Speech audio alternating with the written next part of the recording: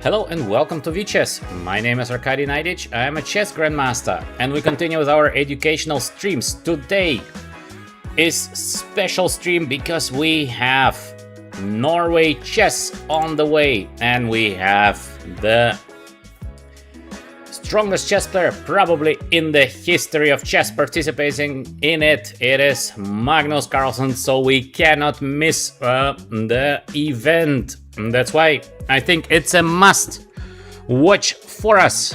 To avoid watching Norway chess, it would be a crime for us as chess players. We have Magnus Carlsen. What is there to say about Magnus? No words. Then we have Firuza. Actually, it's a little bit strange that Firuza is participating. We'll be back to that. Then we have Wesley So, we have Pragnananda, we have Kamer, and we have Gukesh. So, unbelievable field at Norway chess, except maybe for Caruana Abdusattarov. The rest is there. Alright, today, first to say hello to us is Juan Sierra 400. Second is Bean, and then we have Vidya.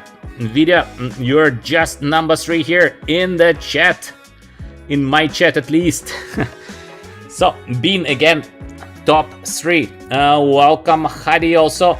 Hadi doesn't like Nepo, I don't know why. Why Hadi you don't like Nepomniachtchi? I don't know what Hadi doesn't like about Nepomniachtchi. So let's go straight into the games, because this is why we are here. We are here to learn from the best of the world. We have Magnus Carlsen with the black pieces. We have Firuza with the white pieces. The games are on its way, but just 2 hours into the game, so we can focus really here nicely on learning from the best of the world. Let's see first how we got here. So, Heidi likes Nepo, but he's not here. Yeah, that's true. So, let's see first how we got to the current position. We have this quite solid opening for Firuza. H6, Magnus Carlsen, wow. In case you would show someone the move H6, 20 years ago people would say, chess is not for you, because what is this H6? It makes no sense. Do you prevent the move bishop G5, but there is a line with bishop F4, there is a line with G3. Why do you play the move H6? So nobody would even try to play the move H6, because you would have basically anyone telling you that's just completely false. Today the computers has changed so much on evaluations, on theory. And computer says H6 is perfectly fine, so the players are just playing the move H6. No problem. A3, answer by Firuza. Wow. Can you imagine showing it to somebody like Spassky or Fischer, even Kasparov back then? You would tell him that we will have the game between maybe 2 of the greatest chess players of the current time who will be playing the move H6 and A3. Kasparov would say, these are for sure not the greatest chess players. But yeah, this is what happened to the current stage of theory. We have the move C5, so now it's a very interesting position, because we have like the Tarrasch, but it includes A3 and H6, so very strange Tarrasch. Magnus Carlsen was surprised a little bit by the move A3. He saw it for 13 minutes. Okay, so we have Tarrasch with the move H6, A3. Very difficult to say, is it good for white or black? So let's see. Very usual way of playing the move A6. Well, normal. Bishop E2 and C4. So this is the idea. Usually when you play the move A6, you would like to play the move C4, because at the move B3 we have the move B5. So this is like the key idea. Knight on E5 played very quickly by Firuza. It seems like Firuza is still in his lines, because to play so quickly against Magnus Carlsen, I don't know. Magnus thought already for a while, but it means nothing. Sometimes Magnus is actually thinking a lot, but he knows the positions very well, so it could be as well a bluff that Magnus currently is thinking that much. So we have short castle, bishop on G3. 10 minutes of thinking for Firuza, so he was already not sure Of course, this is a very safe position for white. In case Firouzja would like to equalize, he could just take on c6, take on d6, and play, for example, the move b3. So very, very typical play. Now probably black has to take on b3, and we have queen on b3. This position is slightly better for white, but not so much, because black is in time to play the move bishop f5. This is crucial. Bishop f5, very, very important. Now we control the b1 square, and I think this is just equal. So yeah, Firouzja is playing this game like a real man. He goes with the move bishop on g3. He wants to have a fight against the great Magnus. Magnus, after a long time of consideration, bishop on f5. Well, of course, there are many tactics that needs to be calculated, like moves like b3. Position is very, very complex. So f4 played by Firouzja. Now this knight on e5, of course, cannot be removed. On the other hand, we have the square on e4. Position is very complex. Bishop on e7 played by Magnus. Interesting. Very interesting play. Bishop on e7. Would you play here? Bishop on e7 in case it would be your turn with the black pieces. Idea of bishop e7. I think he was a little bit scared of this bishop on h4 followed by the move g4. So he puts the bishop on e7. Now, in case of bishop h4, we have the simple knight on e4, so we're changing a lot of pieces. This makes sense. Still, bishop on e7, not a very ordinary play. Bishop on f3 makes perfect sense, and rook c8 played by Magnus Carlsen, rook on c1 played by Firouzja. Well, we have a very, very complicated position. h6 is actually, I don't know how great is the move h6, because once we get the g4, there will be g5. So long term, the idea for white is, I think, to play the move g4, but how to get it? If we play this move bishop h4, there might be always knight on e4. And in case we go bishop on f2, I don't know, looks a little bit passive to play bishop on f2. It's possible, maybe Firouzja is gonna play first the move king on h1. So it's like preparation for the move g4, and then let's see what happens next.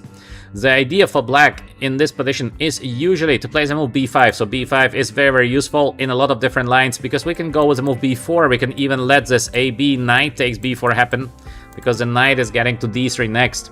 So very, very logical would be here for black to play the move b5. Of course, we have to calculate all the tactics. The tactics are very, very complex here, because there might be something like, for example, bishop on h4. Now the question is, knight on e4, does it really work? Because we have this intermediate move take, and in case rook takes, we will be taking on e7, and now we're winning the pawn on d5. Still, it is not so clear if white is doing better here. Yes, the pawn is won, but we have the beautiful knight on e4. We have the pressure on e3. As you can see, even by winning a pawn, you cannot be 100% sure that white is doing better. It might be better, yeah. So I think Magnus is now considering all the options. One option is very, very logical play, b5. The next option is to play the move rook e8. This is usually very helpful in a lot of lines. So rook e8, just a preparation to be strong on the e-file. It's for sure gonna be useful. And next we have also, usually in these positions, this kind of, I don't know, knight somewhere. So for example, knight a5, knight on b3. On one hand, beautiful knight on b3. On the other hand, the knight is doing not so much there. Let me give you an example. So knight on a5, queen on e2, knight on b3, we just go away, rook on e1. And now it is a situation where knight has a beautiful square on b3 on one hand, but there are no pieces left here. And white will be now by bishop h4, g4, starting the mating attack against the king on g8.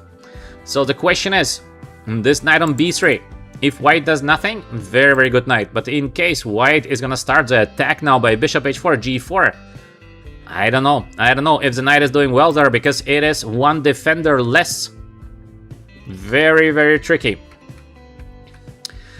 What else? What else can be played in this position with the black pieces? I think just some kind of bishop on h7 looks also very, very normal here. And of course, welcome everyone to the chat. In case you have some questions, don't be shy. Ask your questions directly in the chat. If I see your questions, I will be commenting. If I don't see a question, We have many good guys here in the chat, very good chess players as well. Hadi is very strong. Hadi is 2200 or 300 even. So Hadi is also very good, so he can answer most of your questions, so don't be shy, try to participate. As more you participate, as more involved you are in the game, as more you are learning from the game. Yes, we have the move b5 on the board, so most logical, we expected the move b5. The question is bishop h4. This is a big question. If white is capable of playing the move bishop on h4, I think this is crucial. Bishop on h4. I don't know how is going to be the position after bishop h4. It's so complicated. Very difficult to say. Very difficult to say. I believe bishop h4 is going to happen. We have another idea, it is bishop e1. So probably Firuza is thinking, should I go bishop e1 or should I go bishop h4? To my feeling, I would always go bishop h4 because this is crucial. This move is crucial. So bishop h4 is putting black directly under pressure. First of all, we would like to take on f6 and we like to take on d5 next. So what to do now for Magnus Carlsen in this position? I believe it is something like knight on e4, but again, as we saw, this position was a pawn up then for white. I don't know, not 100% sure what Magnus wants to play after the move bishop on h4. Personally, I believe it should be something like knight on e4. I don't see something better. There, of course, might be something better. We will see. We will see what Magnus is going to do after bishop on h4. I believe Firuza is going to play it. So it's going to be very interesting. Let me know your opinion in the chat. What do you think? How Magnus is going to react after the move bishop on h4. And regarding Firuza, this is very strange because he quitted playing the tournament in Bucharest, in Romania. He quitted because he had some injury and now he is participating in Norway chess. Maybe he had a contract, he could not break loose from the contract, or I don't know what is happening, because it's a little bit strange. Just a couple of days ago, he quits the tournament because he could not play longer, and now he's participating in Norway chess. I don't know how to understand that, because maybe he got very quickly healthy, but I think he had a leg injury. So of course, sometimes these kind of things are happening, and as a sportman, you must say, all right, I cannot be always in a good shape. This is normal. So he quits there, and then he participates in Norway chess. To me, a little bit strange, but maybe he's feeling now much better. All right. Let's see what is gonna happen next. Till we are waiting, let's check the games of Praggnanandhaa and Wesley So. What do we have at the board? Okay, it's already a draw. It's a draw here between Praggnanandhaa and Wesley So. The knight is gonna be taken. Opposite color bishops. Yes, it is a draw, I believe. Rook takes. This is what we're gonna see. And it's gonna be a draw. Maybe even black can try a little bit to play for a win, but this is still a draw. How we got here as well, knight on f3, so second game without the move e4. Rio is with us here in the chat. Welcome, Rio. We have the move b3, not the most aggressive line. Blue Bomb played a lot in this, but he played it without CD, alright. So, big take, but this is just a draw. This line is pretty equal. Knight on b4, b6. Yes, this is all theory. Let's see. h4. Okay, a little bit aggressive by Praggnanandhaa. f5. I think this is all theoretical line. As well, the move f5 is theoretical line, if I'm not mistaken. I remember there's been some game by Karakin, if I'm not mistaken, but maybe somebody else. So, queen on c2, knight on c7. Interesting. Interesting play by Wesley So. Knight on c7, not very typical play. d4. After long thinking, d4. Well, position is very complicated. To castle short side obviously makes no sense, so white should go into long side. But to play the long castle or to play d4. Hard to decide. Knight on b5. Tactics. Bishop on d7 played very quickly by Wesley So. It seems like Wesley So knows exactly what is happening. Knight on b5. Yeah, black got fantastic position out of opening because it's move h4. This is a move into nowhere. White is trying to equalize, I believe. Okay, should be more or less equal. Take, knight on d6, attacking the bishop. This bishop pair is looking nice, but what to do with the bishop on c4 as there are no good moves. Rook h4, trying to make a draw, and yeah, rook c4 was a draw. It's a short game, but it's an interesting game between Pragdanda and Wesley So, especially regarding the opening. Very, very interesting, must be analyzed, difficult to say.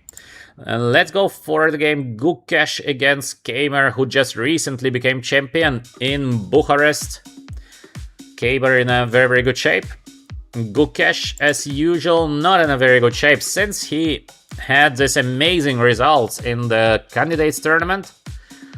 And after the Olympiad, where I think he scored, if I'm not mistaken, I think he scored like 10 out of 11 or 9 out of 10 or something like this. So it was unbelievable play by Gukesh.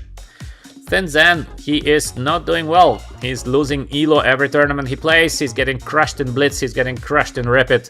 He's getting crushed basically every single tournament. So this is not a world champion that we're seeing here. World champion should be, in my opinion, at least top 5, top 10 best chess players in the world. Gukesh is very far from the even being number 10. So something is happening to Gukesh, we don't know what. c5, dc, again we have this bishop f4 line. Okay, this is quite an old line. Bishop on f4, maybe he wanted to surprise Kamer, but it's still equal. b6, interesting, because I only know this setup with the move d5, which is normal setup. b6 setup with a knight on d2. Maybe actually, why not? Now we have a rook on e8 first. Maybe a very tricky move order, but why rook on e8? Why not bishop on b7? I don't know. I don't know the answer to that. So rook e8, short castle, bishop b7 now. Alright. And h6. Very strange move order by Kamer, but maybe it is a great move order. I just don't know.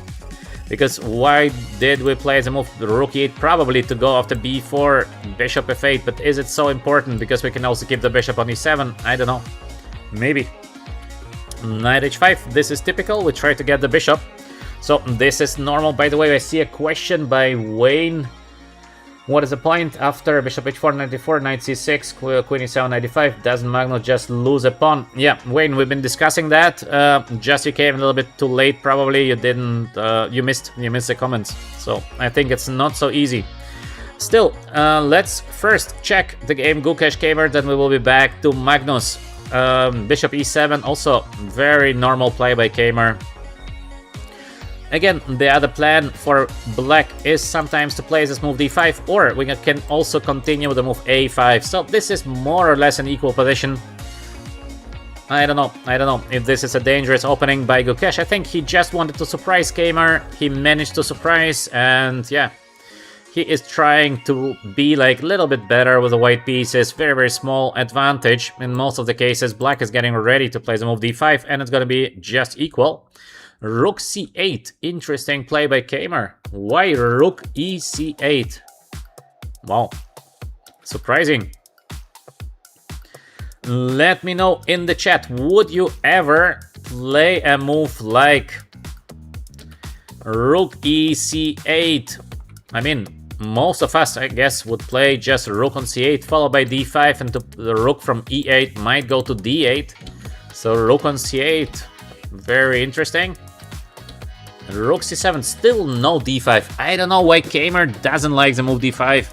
There should be a reason, but I don't know. I don't know, why not just to go to d5? Yes, it's a little bit of suffering for black, but it should be a draw in my opinion.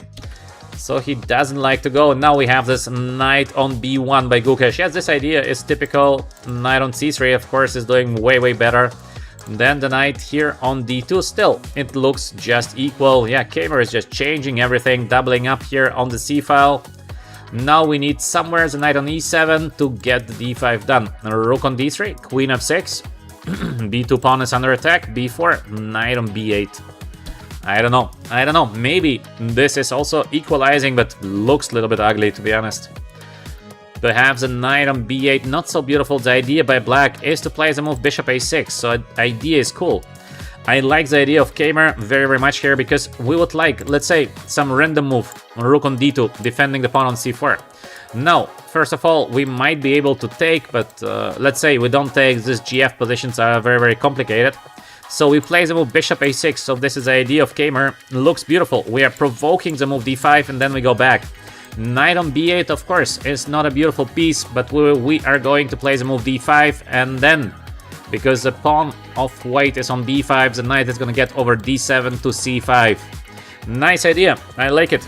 I like it very, very much. So, looks suspicious to go knight on b8. It gives a little bit of time to Gukesh to do something, to find something. If Gukesh finds now a way to do something quick, maybe white is going to be better. But in case Gukesh finds nothing, then it is an excellent play for black here. Little bit strange play, but again, we are here to learn from the best. Personally, I would never, I think, play a move like rook e8. It feels so weird. Why to put the rook on c8? Why not just to get the rook from here to here? Much more natural, I would say. Why not to play the move d5, which is also looking very, very natural. So yeah, this would be more normal play. But the guys are very, very good. And again, we are here to learn from them. So we should try to understand. We should try to remember. And maybe we are capable of implementing these things that we see here. Knight on b8. I like it very, very much. Not a typical idea, but such a nice idea, knight b8. Yeah, so this is, for example, something that I really will remember. Cool idea, knight on b8. Usually you're not thinking of moves like knight on b8. It feels so ugly. But very, very nice idea by Kamer. Cool. Cool play, cool play. Now I see Max is also here with us. Welcome, Max. How are you doing? All right. Let's go to our main game between Firuza and Carlsen. Again, in case you have some questions, please do write them in the chat. Don't be shy. Ask your questions. There are no bad questions. If in case I don't see a question, we have many good guys here in the chat. They will be probably capable of answering most of your questions. So let's go back to this position, and the question is why Firuza is not playing the move bishop h4. What could be more logical? Let's try to understand. So it's very, very difficult, of course, because the game is so high level, but let us try to understand. So we have the move bishop takes f6 coming next, and d5 is going to fall. So I think there is knight on e4.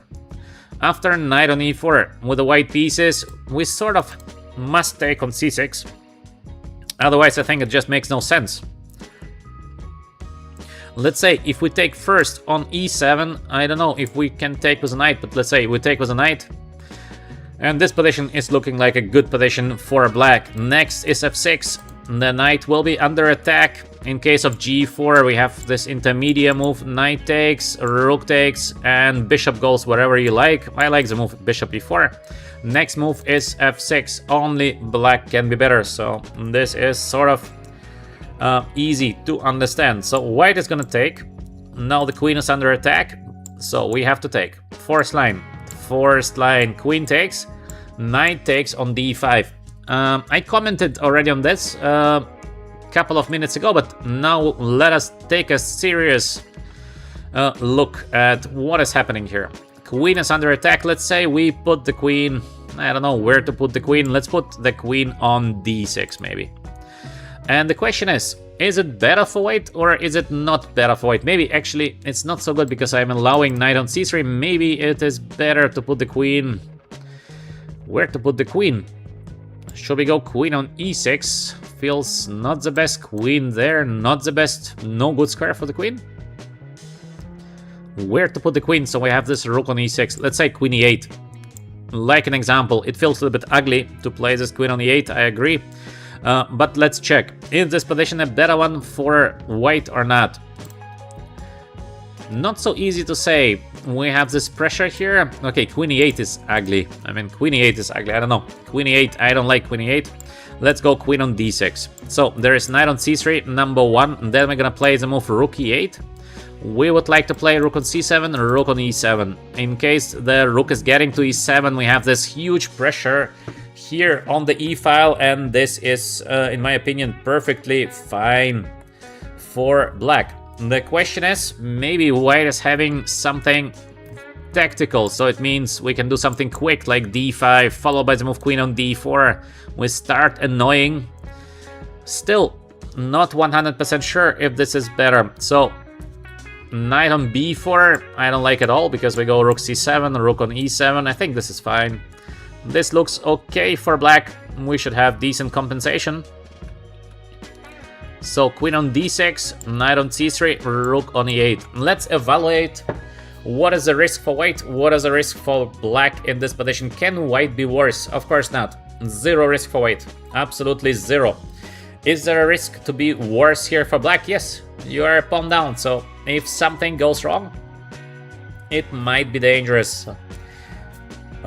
In my view, white is doing a little bit better, but black should be able to hold it, because I see no way for white to stop this rook c7 and a rook on e7. Maybe there is something, but not so easy. So we can get ready to play the move g4, but also risky because there is a pressure here on the e file. I don't know, maybe black is slightly worse, but black is fine. This is why Firuza is taking his time, because after bishop on h4, what else is it?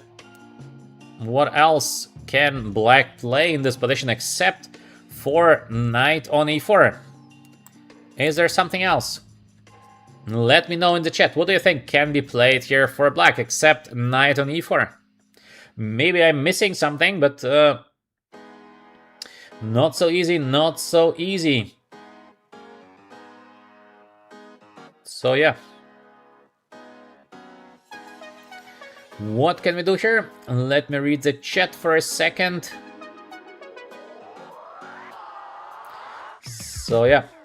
Okay. Let's think. If not knight on e4, what else can be played? In theory, there is something like bishop on e4, but this looks horrible because we're gonna take. And yeah, then we'll win the pawn, so this cannot be the idea. What is the idea for Magnus Carlsen after the move bishop on h4? I think Firuza is also a little bit confused, I would say, because bishop h4 is a very natural move to play, and usually Firuza is playing quickly, so he has huge self-esteem. But once you're facing the greatest of the greats, Magnus Carlsen, you start to hesitate because you stop believing yourself. You start to think, maybe there is something that I don't see, because Magnus would never let me get a better position, at least not easy. So you start to see ghosts. Bishop h4. What happens after bishop on h4?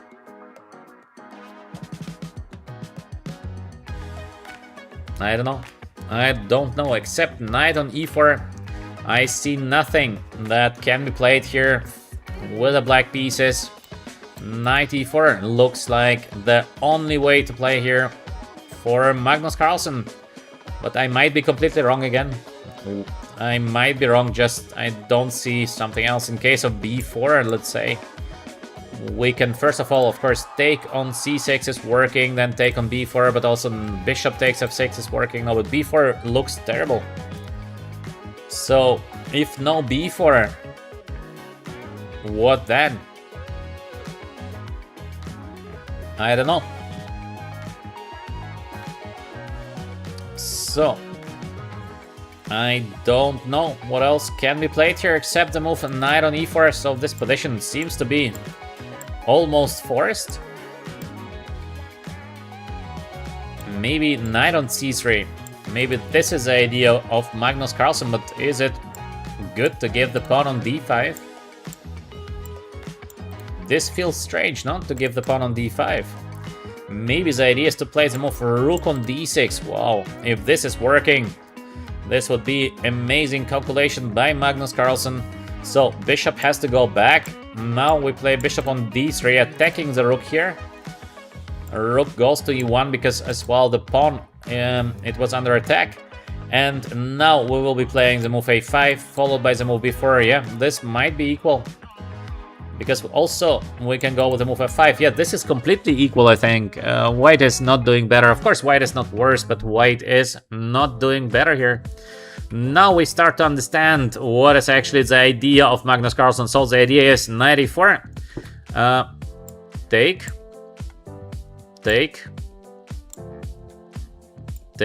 Magnus wants to take first on c3 because in case take. Seems to be fine for black. Of course, again, I might be wrong because it's very, very tactical, but I think this is okay for black. Maybe bishop on e7 is a try to play for a win, or bishop takes d5. Still a very, very tactical position here, but many, many options for black. So we have this one, for example, bishop e7, we just take on d5. Bishop takes f8, and let's say we take on b2. Who is doing better here? Maybe the knight is even better than the rook. Just exchange up for white, but maybe this position might be better for black. No idea how to evaluate position like this. Let's say bishop on b4, we go knight on d3. Next move is bishop e4, next move is f5, so it's like a fortress. Is it better for white? Maybe not. Maybe it is just not working, so very, very nice play by Magnus Carlsen. Yeah, quite a deep idea actually, not easy to find. So rook takes, we take, bishop takes, forced. We go here, attack the bishop. To play e4 makes no sense because the pawn can be taken, the bishop is hanging, so we have no time to dominate on the e-file. Bishop has to go back. Now the bishop d3, very, very powerful. Rook on e1 and move of your choice. Maybe even something like rook e6, just attacking the pawn on e3, and then we can triple up. Yeah, this might be even better for black. Wow. Magnus is so good in calculation, very, very precise, because he saw it from far away. He played the move rook c8, now he played after a couple, 10 minutes of thinking b5, so obviously he calculated this bishop h4 play. He's calculating very, very precisely because many people are considering Magnus to be a positional player, which is, of course, he's very, very good in positional play, but he is also calculating like a machine. Imagine if you would make one mistake here in the calculation after knight on e4, you might just lose the game. So, and position is really not so simple. White has different chances, black has different chances, so still I believe that bishop h4 is the right way to play. After knight on e4, I think white is gonna take on e4 to guarantee not to be worse here. So bishop e4, now black has to take. With a pawn, I don't like it so much. I think maybe white can be a little bit better in this position, even though, I don't know, maybe white is not better here. The bishop is not so great, but on the other hand, we're gonna push long term here, a5, b4. The knight is also not doing so well, so maybe also this is equal, but somehow I would prefer to be white here. Maybe, again, I'm wrong, maybe this just equal, but feels like white is pushing a little bit. So after bishop takes e4, bishop takes e4, at least white is not doing worse, so we can take on e4. Now bishop is gonna take on h4, and we might move the knight somewhere, I don't know, knight c5 for example. I don't think that white is better, but I think that it's more or less equal here. So let's say we take, we can take, the knight is pretty good, but it can be easily removed by bishop on e7, like an example. And with white also, of course, there is no risk to lose this game, so it should be approximately equal in my view. Interesting.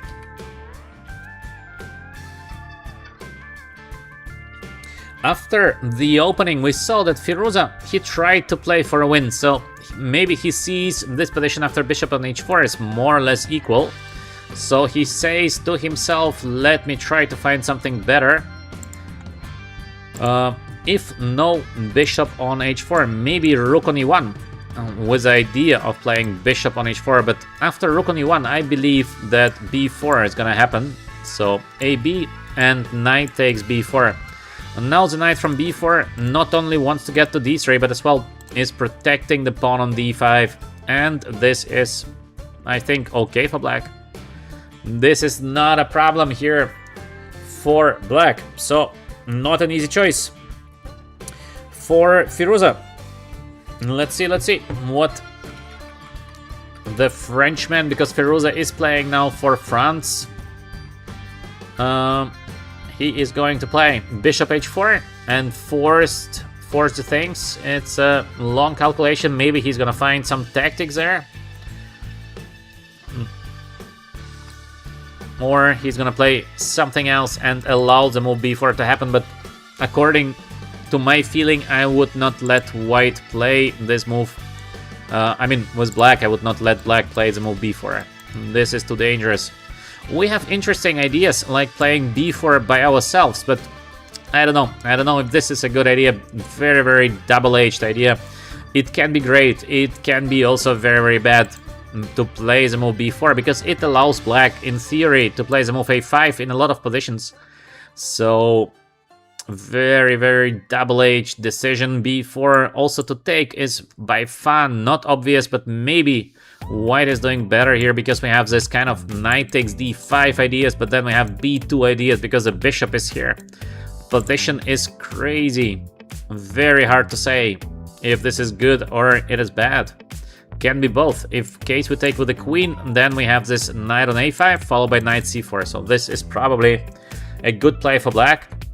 Let's take a look at knight takes c6. We take. Now the pawn has to be taken because b2 is coming next. It would be too risky to play knight on d5. I don't think it works. So queen on b3 and many options here for black. One of the easiest options is to play the move rook on c4. So even after bishop e2, we might just give the exchange. I don't think Firuza is gonna play it. I don't feel like it. I think Firuza is not gonna play the move b4. Looks unnatural, looks risky. So I think bishop h4. What else? What else to play for the Frenchman? Let me know in the chat. What would you do here with the white pieces? Would you play bishop on h4, or would you do something else? Because to my understanding, if no bishop h4, white might be in trouble. And of course, good evening and welcome to everyone here to our educational stream. Today we are watching Norway chess with Magnus Carlsen Classical Chess Tournament. Fantastic games. We will try to understand the games. We'll try to learn from the best players in the world. In case you're enjoying my comments, push the like button at least a little bit. How many likes do we have so far? 24. So shy. Chess players are always shy on likes. We have Ernest here with us. Good evening, good evening. So, till we are waiting for the next move, let's check Pragnananda and Wesley. So, we saw that's gonna be a draw. And is it gonna be a draw? Maybe black is doing even a little bit better. I'm surprised by b takes c4. Why not just take with a rook? Is it not an easy draw? Maybe he thought that black is gonna play for a win in this position, but I think it's difficult to play for a win. Yes, black is a little bit better, but why to be worried that this position might be bad? I think it is just equal. Should be holdable. This must be holdable. I understand, yeah, there are little tricks, like for example bishop on c6. In case of f3 we might play rook on d3, so a little bit active, but this must be a draw. I mean, this is not dangerous. Why to take b takes c4?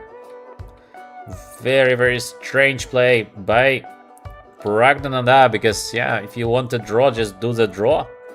Bishop on c6, normal play by Wesley So, and king on e2. Okay, the idea is simple, because after take we have the move f3. This is obvious. Bishop on b5.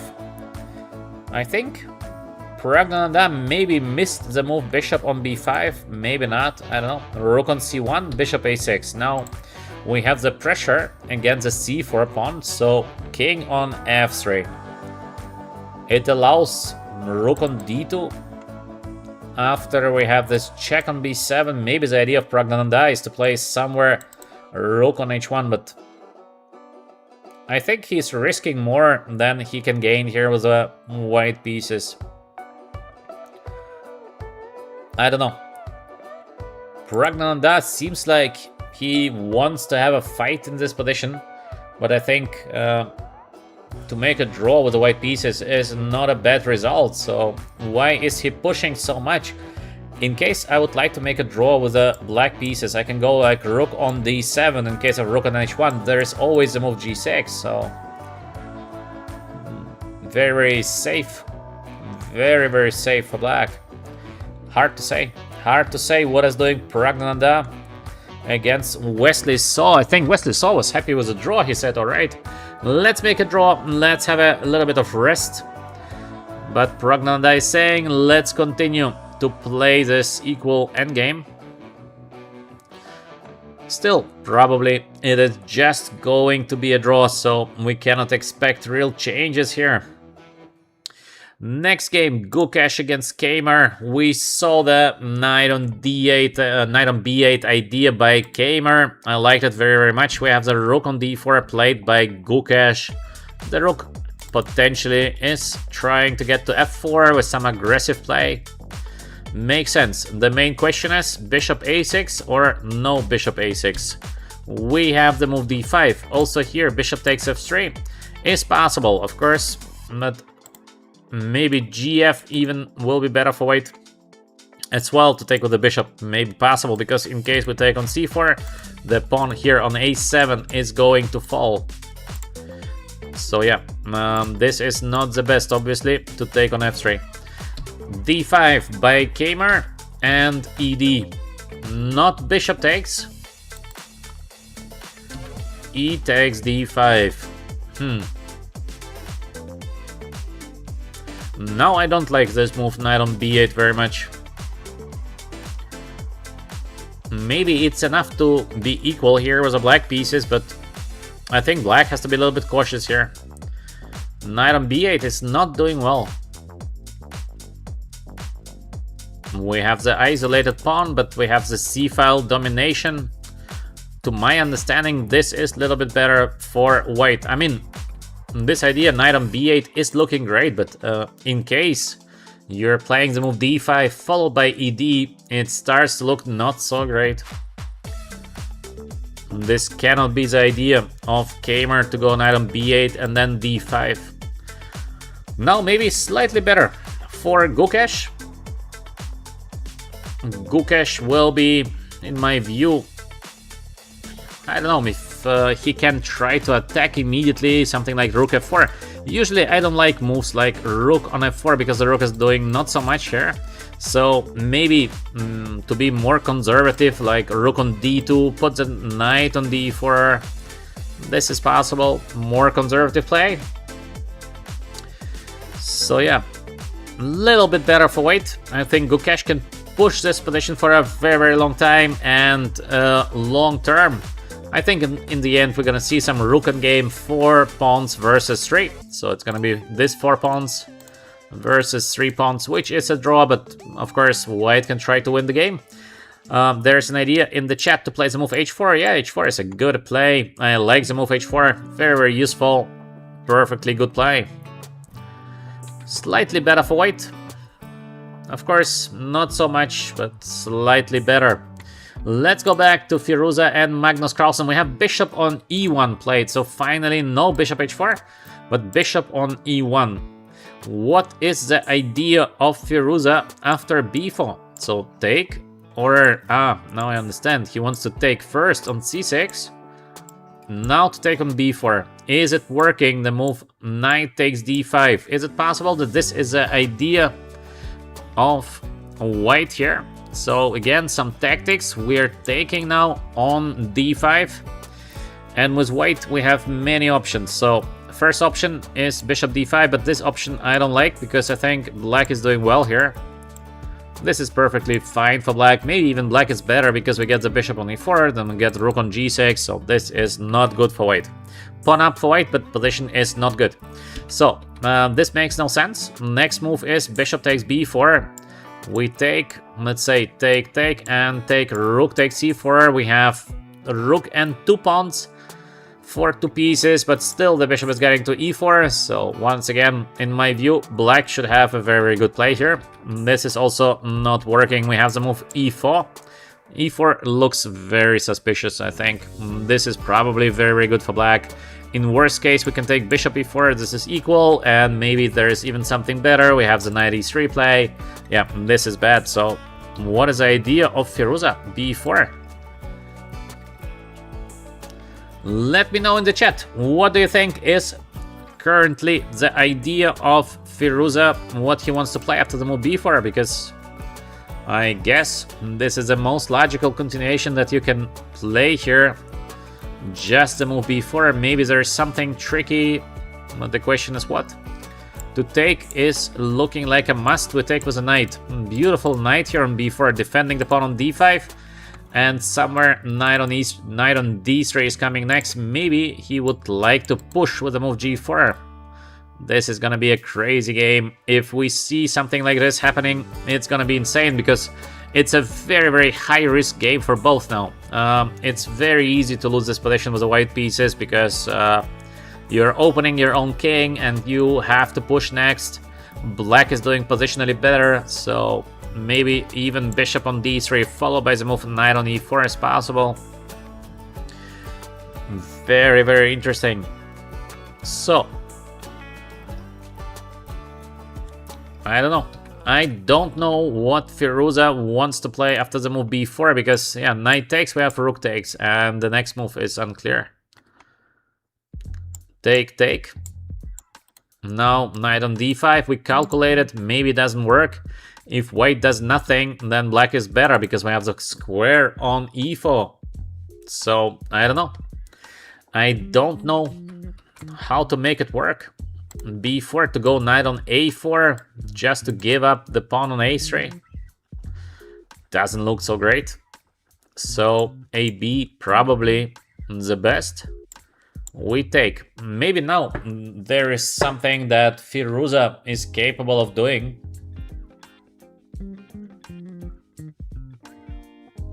Very difficult to say what, because so safe for black. Magnus is now being very safe, and yeah, it's so easy to get worse position with the white pieces here. Firuza is risking. b4. What is happening after the move b4?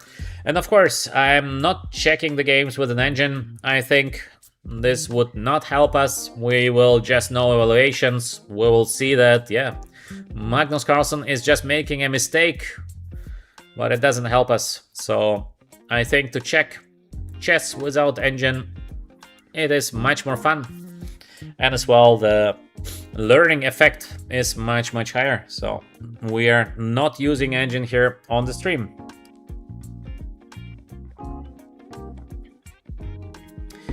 Why is the chat today so silent? Nothing happening in the chat, no questions, no nothing. Again, we have this cinema atmosphere. Just popcorn is missing. So, d4, I don't know. I don't know why not to play the move b4. So, Magnus is already thinking for 12 minutes. That's a lot of thinking for Magnus Carlsen, because If b4 would be a great play, I think Magnus would just do it quickly. Probably we are missing something, because it is the most natural reaction, so there cannot be something more natural than playing the move b4. Probably he's considering the move knight on e4. Also looks good, but why not to play the move b4 in case you can? I cannot give you an answer to this question.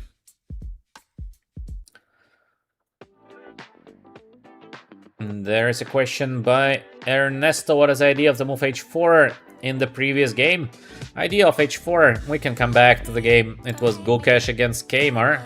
And we have immediately the move knight on e1. Very, very direct play. He just wants to win the pawn on d5. The idea of the move h4 is, first of all, we are getting ready for an endgame. And somewhere in the endgame, to have the pawn on h5 is very, very useful. So this is idea number one. And secondary, just king on h2. It is useful to have the pawn on h4. So h4 is just a little bit better than to play the move h3. That's it. In the game, we have knight on e1, idea bishop f3, take the pawn on d5, but this is not looking beautiful. a6 by Kmar, quickly played. Bishop on f3, and no, the pawn on d5 is under attack. Probably Kmar, he has a plan how to defend the pawn on d5. Can we guess the next move by Kmar? Let's try. Maybe it is a move b5. So queen is under attack. There is only queen on b3 because nothing else is possible. Queen on a5, knight on c6. It is a fork. So here, let's attack. Let's say queen goes back, then we take the pawn. So let's say queen goes here. And we have this diagonal. So maybe we can somehow equalize with black, even by rook on c4, for example. And then knight on c6 is coming next, so it should be equal. Then white knight is pretty out of the game. I think Gukesh rushed this bishop on f3 too quickly, in my view. So also knight on c6 immediately is not looking bad. We are attacking the rook. Where is the rook going next? Maybe rook on f4, but this looks tricky. So for example, rook on f4. Imagine you are winning the d5 pawn, but there might be so much tactic now. Let's say something like queen on c3. The queen is almost trapped. We would like to play the b5 play somewhere. It is of course not winning yet because we have the move queen on c2, but it's so close. It's so close. The first rank is also weak, so a very, very tactical position here. Maybe it is good for white, but it might be also not very good for white. So bishop takes d5, attacking the pawn on f7, and we have to find some tactics here for black to be alright. Is there something tactical? There might be, so I don't know, maybe not, but very, very tricky position because we have moves like rook on d8, not so easy here. It's a pin. Still the move b5 somewhere, maybe possible. But I think Kmar will not go for it. I think Kmar is usually playing very, very safe. So the safe play is the move b5. I think we can expect the move b5 here. Looks the safest.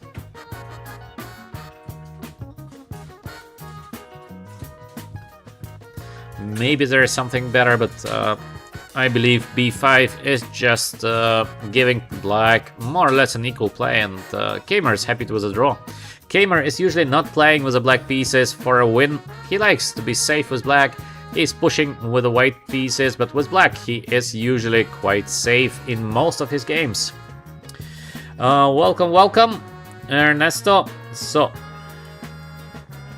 let's go to Pragnananda against Wesley. So we saw that's gonna be a draw, and then Pragnananda plays a little bit strange in this endgame. We have the move rook on d2, of course, the bishop under attack, and we have the move bishop on a1.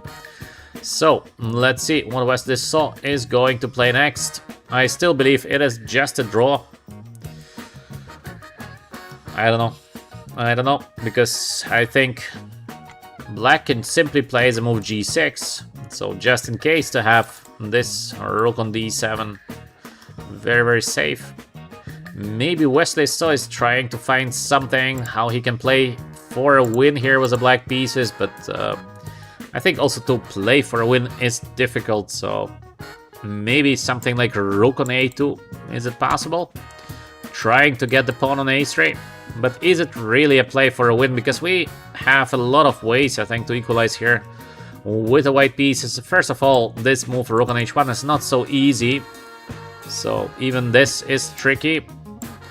We can maybe take the pawn on a3, because now in case of rook h7, there is rook takes a1. Crazy tactics, but this seems to work for black. In case we check, king goes here. So it's funny. We cannot take the rook because the rook is falling and vice versa. So black is winning here, but white can go something like bishop on e5 potentially. Now the pawn is really under attack. So again, it has to be calculated because we have rook takes c4. Now in case of taking, we have this check here and we give another check. So we force the white king to the h-file and black is winning. Maybe Wesley So is currently considering to play for a win with the move rook on a2. Let's see. Pragnada is risking a little bit in my opinion with the white pieces, but still, of course, this should be a draw. We can play the move rook on d4. Rook wants to get to d7. It should be still a draw. Yeah, not very risky. I think just equal. To win positions, opposite color is usually not possible, so this should be still equal even after bishop e5 take and rook on d4. Also, this is looking equal. We will get the rook somewhere, so it should be enough to hold this position to a draw. But let's see, maybe some tricks. Wesley So is calculating. Let's go back to the game of Firuza against Carlsen. Yes, we have the move b4 been played. And bishop takes b4. Very interesting play by Magnus. He wants directly to take on c3 and to cover the e4 square. So yeah, not knight on b4. This would be, let's say, the normal play. We have the bishop takes b4. We have the high quality play. Bishop b4. Firuza with bishop on h4 now. Makes sense. Here we go. Bishop takes c3, e4 under control. Firuza is considering rook or pawn. Indeed, not so easy to say what is better. Very, very interesting position. Magnus will try to do something here on the b file. So for example, rook takes. I think the next move might shock you a little bit, but it is pretty normal. It is to play knight on e7. This is the idea of Magnus Carlsen here, so pay attention to this knight on e7. Looks very, very bad, because we allow bishop takes f6, but now after gf, knight on e5 is under attack, so black is usually doing fine here. Knight on e7 is quite typical play. This is not like something not very usual, it is quite normal. This knight on e7, next queen gets here to d6, and then we play the move rook on b8 with a pressure on the pawn on b2. Yeah, indeed, very, very complex position. Grand Miner is here with us. Grand Miner usually been always first to say hello, not anymore. We have also Cheers with us. Osmani is also here. Welcome everyone. So Grand Miner is saying, I was studying this line in Real Lopez. Alright. So Grand Miner is describing the line. And Grand Miner, what do you want to say with that? You studied the line. Okay, that's good. One of the interesting lines of the Rui Lopez, but of course, Rui Lopez has also many interesting lines. So, bishop takes c3. To take with a pawn or to take with a rook? How to guess the next move of Firuza? If we take with a rook, pressure somewhere on the b file. If we take with a pawn, of course, the a pawn is theoretically dangerous. Hard to say, because in both cases, I think, maybe actually after taking on c3 with a pawn, is there something like knight on a5 and knight on b3? Maybe, but looks ugly because we play the move rook on a1 and too much pressure, so probably after bc we still see the move knight on e7. To my understanding, knight on e7 still has to be played. Rook a1 for example, and queen on d6. Who is doing better here?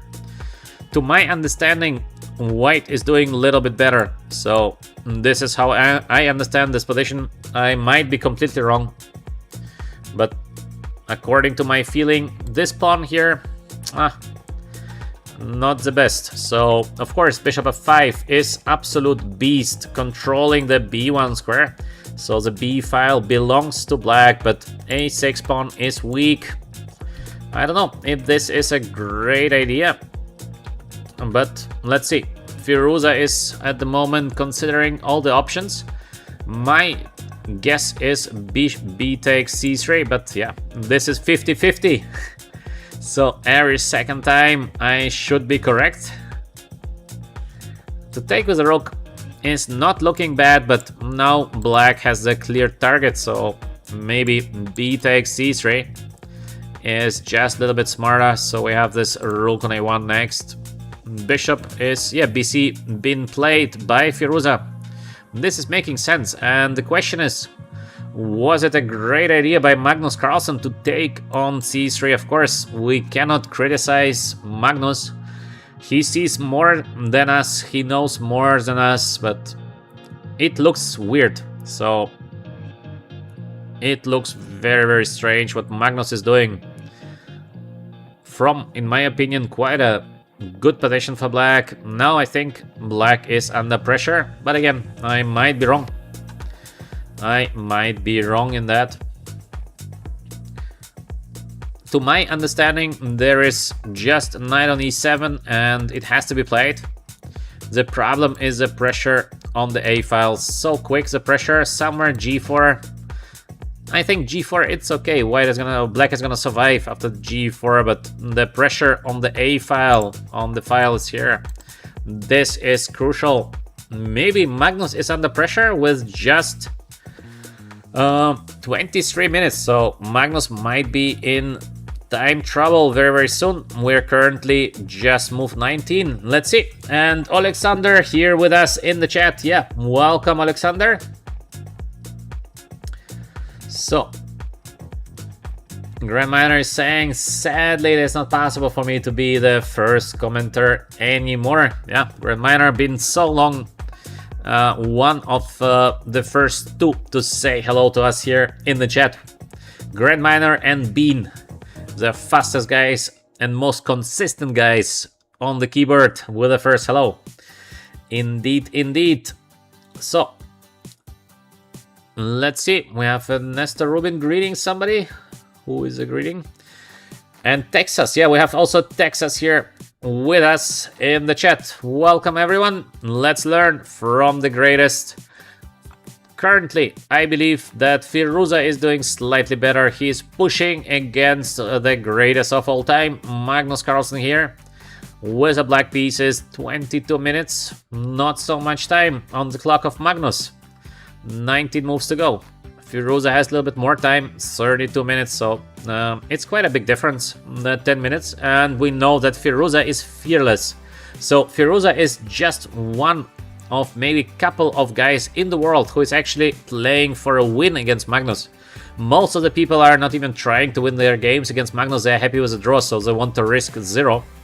But Firuza, he's pushing, he is not afraid of Magnus Carlsen, so theoretically, Firuza is a dangerous opponent for Magnus.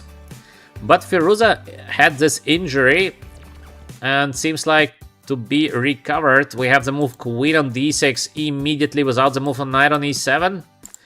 But where is the change? in case I go rook on a1? Is there something else except knight on e7? Because to play a5 feels weird. Maybe also g4 might be interesting. So let's see. Let's see what it's gonna be the next move by Firuza.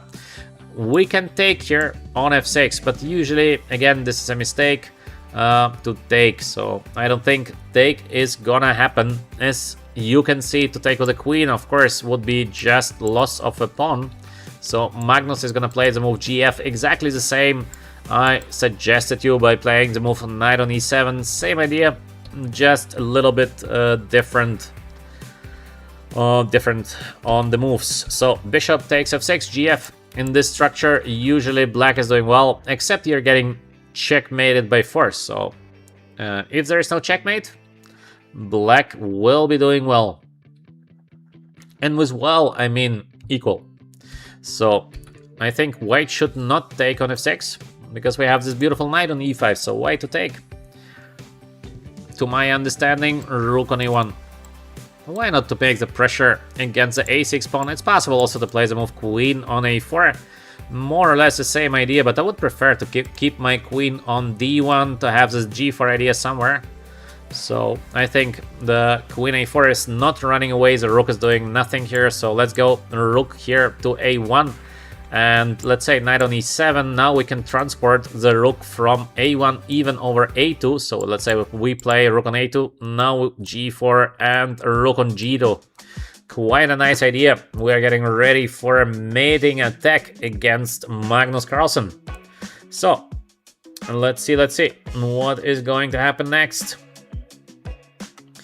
What do we have in the chat? Osmani is asking what is the difference between the GMs. I think, Osmani, to be honest, let's take an average GM 2550 and let's take a GM with 2750. The difference is between 2550 and 2750, approximately same as the difference between 2-1 and 2-550. So the difference is huge. It's like you're better in everything, basically. Let's take a look here at what is happening here. So we have rook on d3, attacking the pawn on a3 without giving up on the d file. Bishop b2, and in theory rook on d2. Yeah, Wesley So repeats the moves. The game will be a draw. Wesley So also doesn't like to play for a win with the black pieces too much. Of course, if you push on him too hard, yeah, he might play for a win, but usually with black pieces, he is happy with a draw, so yeah. Alright, next one. We have Gukesh and Kamer, and indeed we have some tactics here with the move queen on c3. So we have knight on c6, this is what we spoke about, and I was not sure what to play next. Kamer is sure, he is playing the move b5. What is the idea? And then we go here, queen on c2.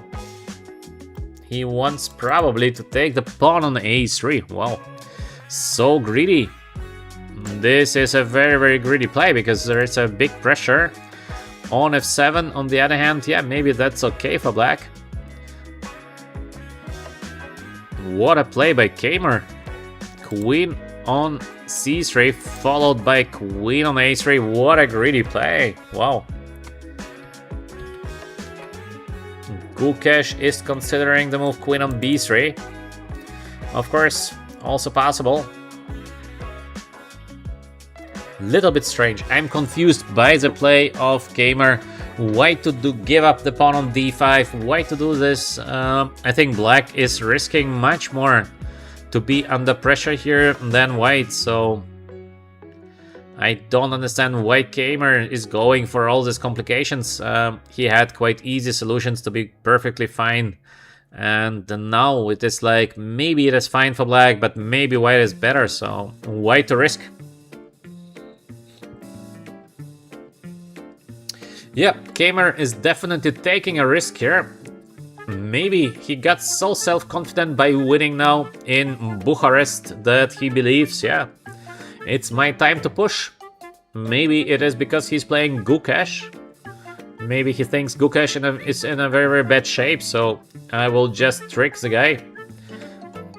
Possible. Let's see what's gonna happen next. We have both players with equal time, 23 minutes, 25 minutes. We are currently at move 28, so out of time trouble.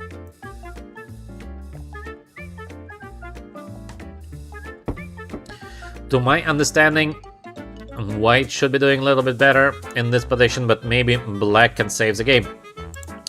Pragnananda and Wesley So with a draw. Let's go back to the game of Firuza and Magnus Carlsen. So of course it is a key game here of the first round. Firuza still considering what to play next. Maybe he's calculating that something is connected to bishop takes GF, but what to calculate here? Maybe bishop on G4, but I don't know. I don't know if this is a good play for White. Maybe he's considering this bishop on G4 because in case Black takes on E5, we take and the rook is under attack, so this is good for White. Bishop takes. Now we have knight takes, but then there is a 5, so knight takes a 5. The pawn on H6 is protected. Queen on G4 is a must play. King on H8 is a must play. Question is, what to play next with the white pieces?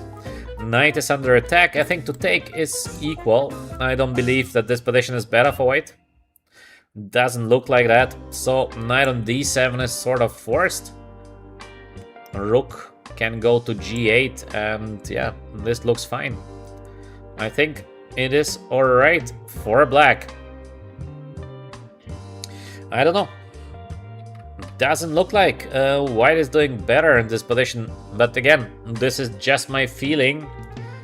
It might be wrong. Maybe Firuza is gonna show us some yeah, there's a knight f7, of course. Now I see I made a mistake.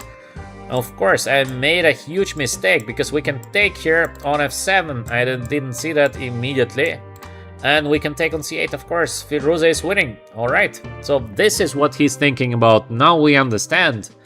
Maybe he believes that he can beat Magnus Carlsen by playing the move bishop on g4 because the pawn on f7 is under attack. What a tricky line. So, what can we do here with the black pieces now? So this is losing. This is losing. It means we can go knight on e7, which looks risky. And queen on e6, which looks normal. After queen on e6, we have e4 play. Yeah, this is maybe winning for white. Look at this beautiful e4 line.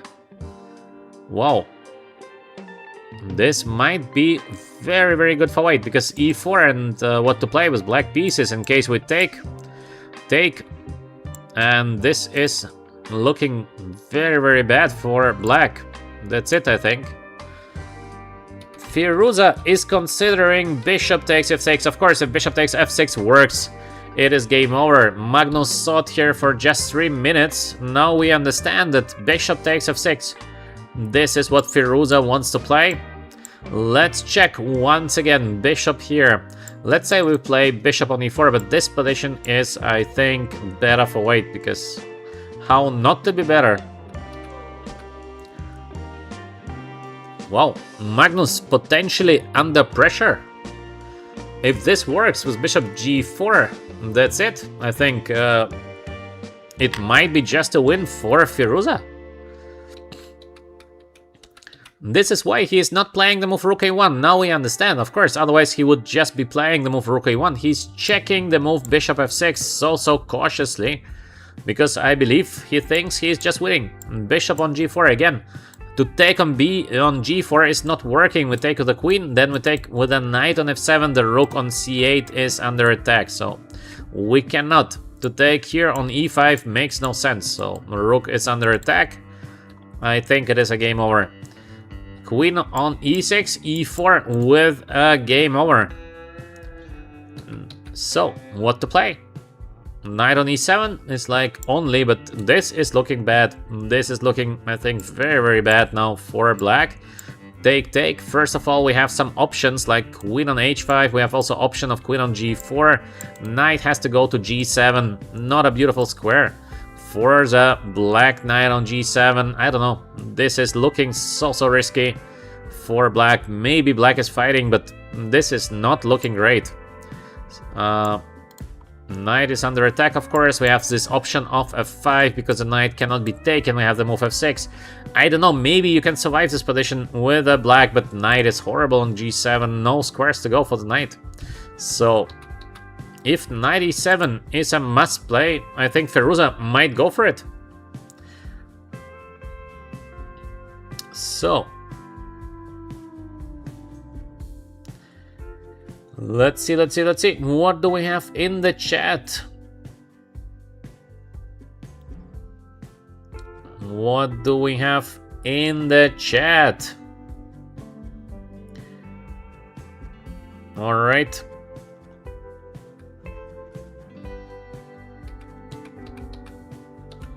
To take with a queen on f6. Oh, Alexander, I think there is bishop takes d5. This is not working. We take the pawn on d5 and white is much better. Next move by Firuza is decisive potentially. So rook a1 in my view with a better play for white.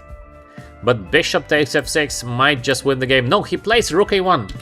He finally decides to play rook on a1. So he's not going for the force line. Why not?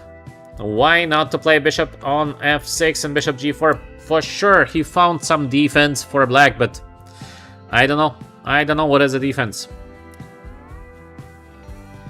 No idea what is the defense after bishop takes f6. Of course, we have rook a1. Yes, white is doing better, but why not to take Firuzov? He found a defense in this position for black, but what is the defense? I don't know. Maybe it is to take. We thought that this position is a win, but again, maybe we're just mistaken. So king h8, knight on f7. This is clear. King on h7. Maybe the idea is that in case of knight takes, we can just move away with a queen somewhere. This is a defense. Wow. I can take here on h6 because you can never take with the king. There is rook on f3. Queen takes. King goes here. King takes, and there is no checkmate because rook on f3 is not possible. The rook is under attack on c1. Wow. Is it really okay for black? I mean, I have no idea. It might be completely lost for black. We have the move, for example, rook on e1, and then we get the rook over f3. So yeah, I don't know. I don't know what is the defense, because this is looking so risky. Maybe this is what Firuza been calculating. This knight takes f7, but he didn't like something here. But what is it? I have no idea. We can be sure that he saw something, but I just don't know what. Queen is under attack. The next move is knight takes h6. So what can it be here? I don't know what it is. Looks so dangerous. So very strange. This is losing. This is losing. This is quite losing. I don't know. Knight e7, as we spoke about, looks also like a better position for white here. So we can take, knight takes. We have the queen on g4. In my view, it is a better play for white. We have this queen on... No, this we don't have. So I thought queen on h5. Maybe also queen on h5 is possible, but probably black is capable of taking. Knight is under attack, but we have this knight on g7. Intermediate move, attacking the queen. And yeah, black is probably winning here. Even this is not so clearly winning because we are having this rook f6 ideas, but yeah, white for sure should not play it. So queen g4, knight on g7. This is okay for black. Wow.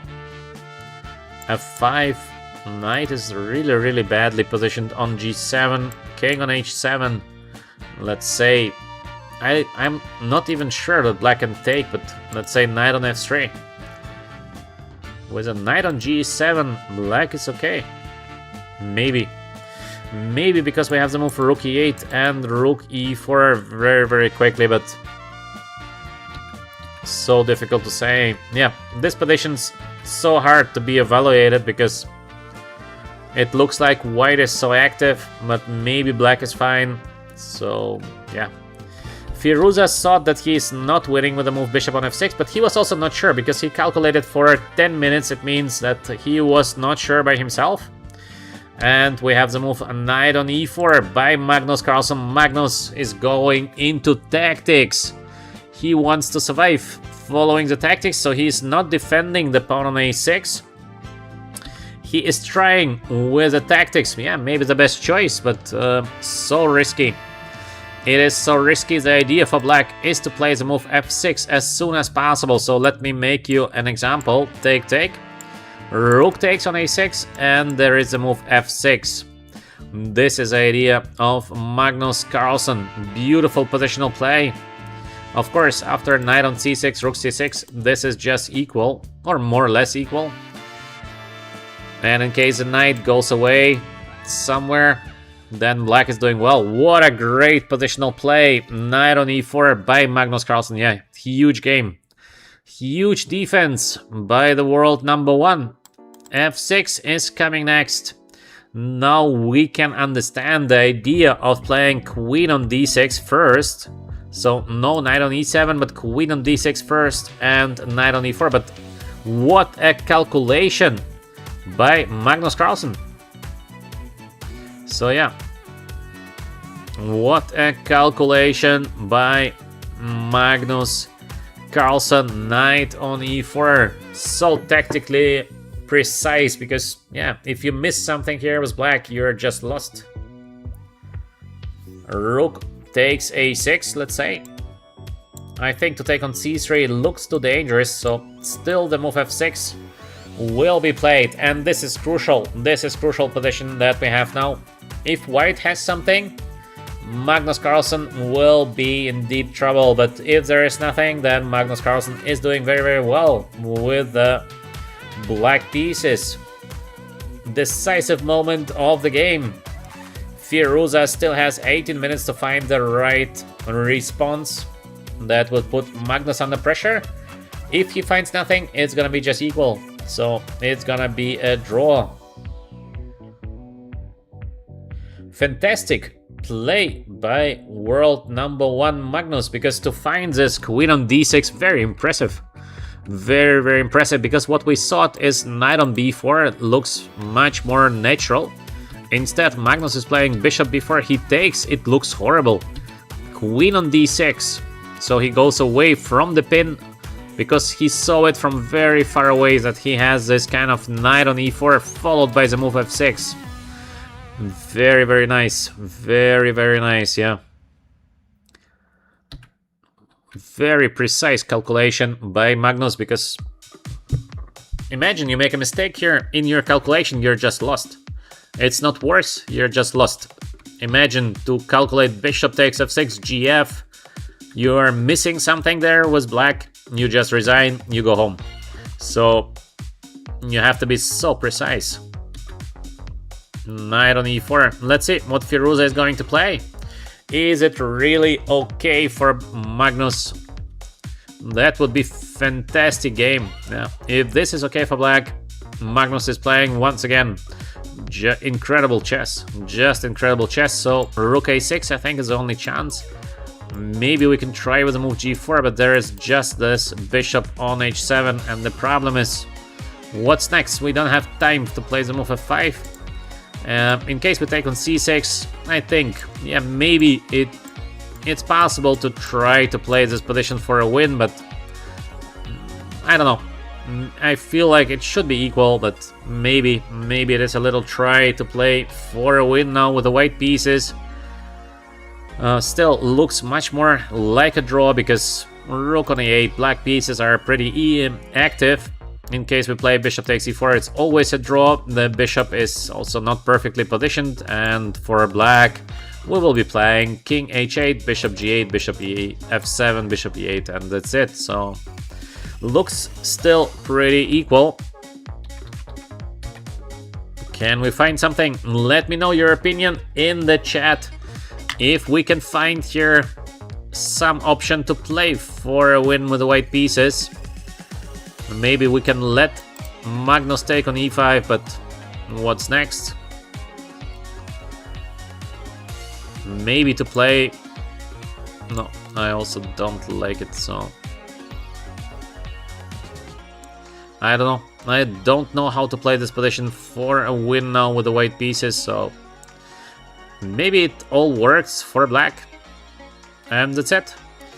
Maybe, once again, Magnus Carlsen is showing why he is the best in the world. Seems like that, yeah. It seems like that. Fantastic play. So, let's see, of course, Firuza with just 15 minutes. We're move 21. Firuza is very, very good in rapid and blitz chess, so that's fine. The time is here. Not the problem. Problem is the position, because if Firuza finds nothing against the move f6, that's it. No more advantage. Let's go back to the game of Gukesh and Kamer. We have queen on c2 played. Kamer takes quickly on c2, plays the move g5, attacking the rook on f4. Is it not slightly better for white? Let's see. Rook has to be moved somewhere. Let's say rook on f6, king g7, rook on d6. Now Kamer, probably, he wants to play on the c file. How can we do that? By the way, no, there is something better. After rook on f6, I think there is potentially the move rook on d8. This is tricky. King g7 might catch the rook.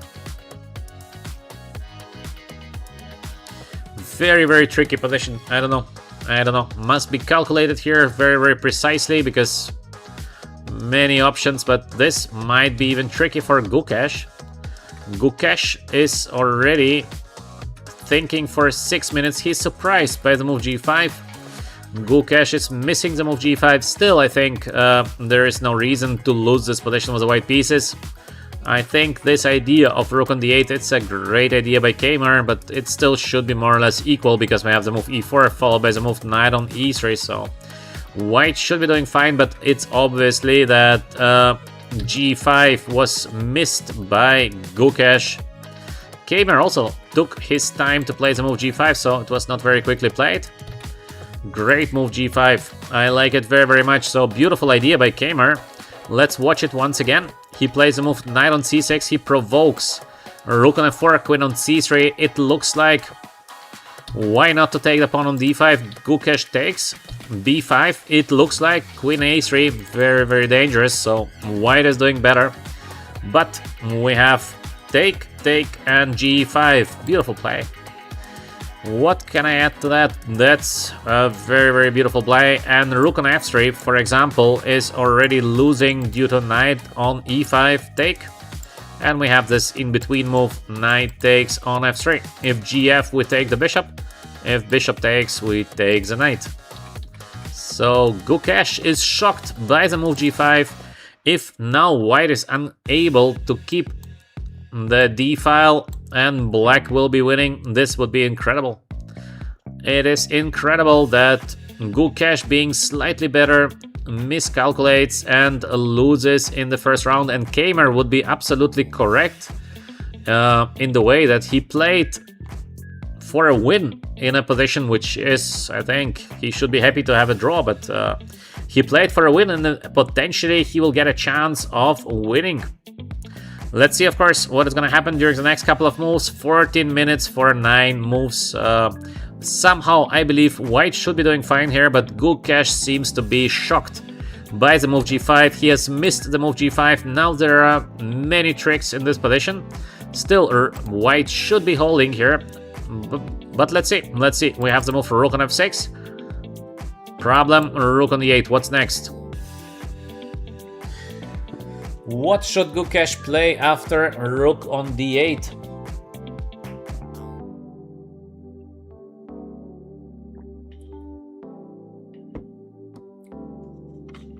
Maybe we can just play the move bishop on f3. That's possible.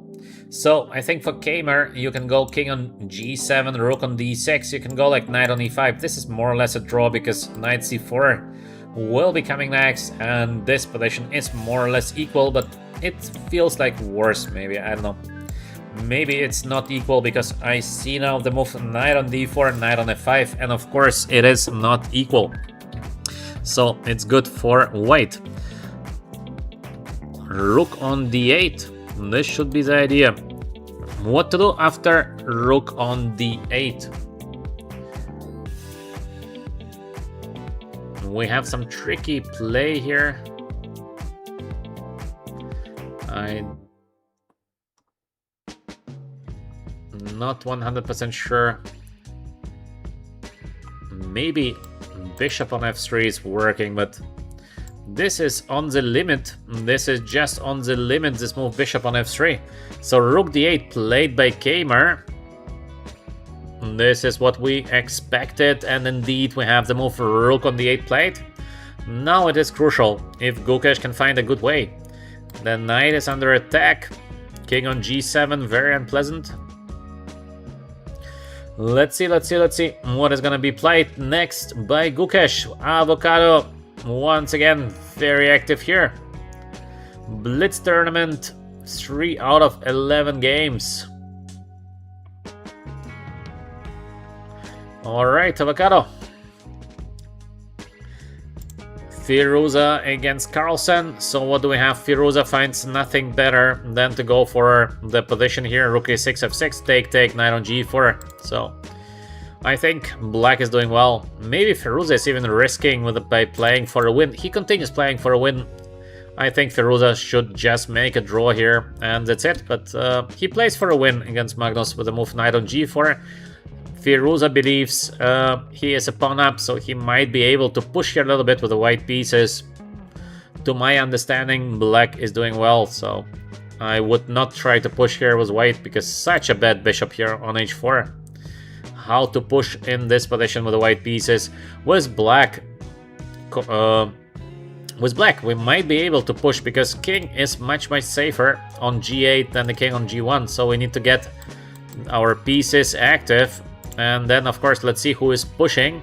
Queen on a4 is coming next, so maybe rook on e8 first. Queen a4, maybe to take first, and, for example, to play something like rook on b8. So we get the rook active. If knight gets to f2, this is not a problem for us, because bishop on h4 is completely out of the game. So, I don't know if Firuza is correct to play here for a win with white. I think that black is doing perfectly fine here.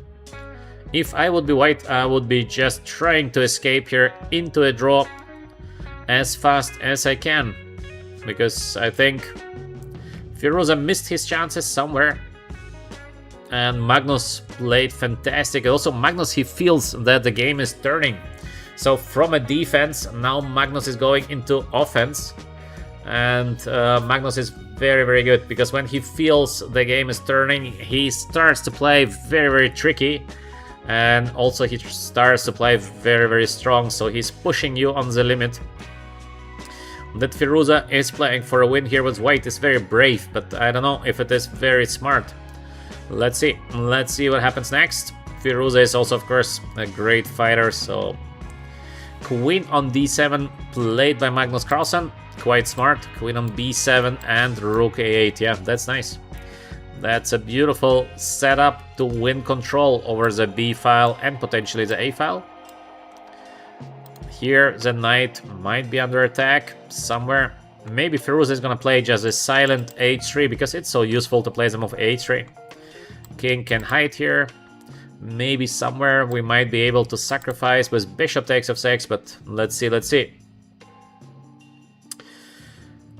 So, let's see what happens next.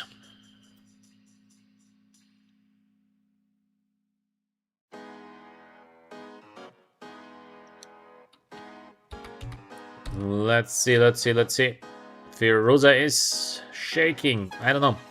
Firuza wants to play for a win, but why to do that in this position? I don't understand Firuza. Maybe he's so upset. He feels that he has missed something, and now, because he's so upset, he plays for a win. In a position that usually against Magnus Carlsen, you should not play this position for a win. Against Magnus, sometimes to make a draw is not a bad result. And Firuza is pushing. He is over pushing in my view. We have the better bishop. Knight goes back, but the bishop on h4. What is happening to the bishop now? I don't like it. I don't like what Firuza is doing. I think slowly he will be in trouble if he continues playing so hard for a win. Now the bishop is under attack, so Magnus is probably considering, should I play first the move queen on b7? Of course, very logical. We're attacking the rook, we're getting ready to be strong on the b file. We can simply also go away with the bishop, which is perfectly fine, because maybe Firuza wants to play the move g4, but I don't know. I think it is so risky. It is just risky for white, and it's not risky for black, so... There is an idea to play the move f5, but everything might fall apart. King is in danger, so let's see. Magnus is currently considering his options. Magnus is very good in these positions, because it is positional push, and Magnus is so good when it comes to this kind of positional play. He knows exactly where to give and what. Maybe he's considering to play the move knight on e7. It is also a nice positional play, because in case white is taking, we're gonna take, then we put the knight on f5 or the knight on d5. But personally, I would not let white take on e4. Somehow, to me, it feels like, no, knight e7 played, okay. Knight e7 played. Magnus doesn't care about knight takes e4. He plays for a win. He plays for a win. Magnus Carlsen starts to play for a win. So, Firuza feels now he is under pressure, because after knight e7, the sign that Magnus had it enough of this kind of slow play, the sign is very obvious, because Magnus would not play it in case he doesn't go for a hard win play. Knight on e7. Firuza with little time on the clock, just 8 minutes left. Not so much. In case of knight on e4 de, take a look at the bishop on h4. This bishop is just horrible. The knight on d5 will be a monster. So if this is enough to win the game or it's not enough to win the game, this is another question. But black is pushing now for a win. This is what happens when you're over pushing against the best player in the world. Alright. Next, Gukesh and Kamer. I see a question in the chat. Why do you recognize black is better here? The engine agrees with you. Okay, so I said I'm not checking the games with an engine. And why I recognize, I don't know. This is the way I understand the position. What a question. So, let's see. Rook on d8. Indeed, we have this bishop on f3. We thought about bishop f3, but it can be also very risky. The knight on c2 not so doing great. The rook is almost trapped. What happens in case of rook on d7? Look at the rook here on f6. Is it not better for black? Bishop on f3 must be played. In case of knight on e5, there is knight on d4, so we're not winning yet. King on g7. There is only rook on f5. Gukesh is so close to lose the game. So close to lose this game. Now some trick and that's it. There is something like rook on d2. There is knight on e5, but this is okay. There is knight on e7. Still the rook goes away. So after knight e5 played by Kamer, immediately, yeah, Why not? Knight on e5, great move. We do not allow this bishop on f3. Of course, it's all is so tactical here. Rook on d7, bishop f3. Also, this is looking so risky. Crazy risky, but maybe Gukesh is surviving. So Kamer decides to play the move knight on e5. We have bishop e4 idea, then rook on c1. We have also ideas somewhere to collect the pawn on a3. A rook theoretically might get trapped, but first of all there is bishop on e4, so maybe with white we have the move f3. I don't know if this is enough to be okay with white pieces here. On the other hand, we have the move rook on d7 now. And then we try to catch the rook, so maybe it's okay for white. Knight on d4. We have knight on c4 or knight on c6. Now we're winning the pawn back. Maybe still Gukesh is somehow holding, but yeah, from a slightly better position without any kind of risk. Gukesh got into a position where if he misses something, this might be just lost. So, not the best game ever by Gukesh once again. Once again, by the way, f3 might be not working. We have maybe this bishop on d5. Maybe rook on f5 is holding up. Maybe still okay. But on the limit. Let's see what Gukesh is going to play here. I think Kamer is pushing. He tries to make the game complex. He feels that Gukesh is in a poor shape. That's why Kamer is risking, and yeah, he might be deserved that he might take the right risk. He feels Gukesh is just playing not very good chess lately, and why not to try to risk and potentially maybe to get a chance. I don't know if black is better here, but black tries to push, so this is clear. Let's see, of course, what happens next. Let's go back to the game of Firuza against Magnus Carlsen. We have knight on e7, we have queen on e2 by Firuza connecting the rooks. Yeah, that's normal, but the bishop on h4, and this is terrible. Firuza was 7 minutes for 15 moves, and Magnus Carlsen was at 10 minutes on the clock. Magnus is pushing for a win. This is already 100%, so black is doing better. Black is pushing for a win. Still very difficult, of course, to win this game, but let's see. Quite typical would be knight on f5 potentially, because bishop on g3 is just so bad. To force the guy to take on e4, we take de, and then we go back knight a7, knight on d5, so maybe this is something to be considered, but somehow I don't think that knight f5 is the best way to play in this position for black. I think it's time to play rook e8, because to keep two rooks on the a file, it's possible, but I don't know. According to my feeling, I think we should try to change the rook, maybe rook on c6. By the way, I see that rook e8 is just a mistake because we're blundering the c4 pawn. So this we cannot do.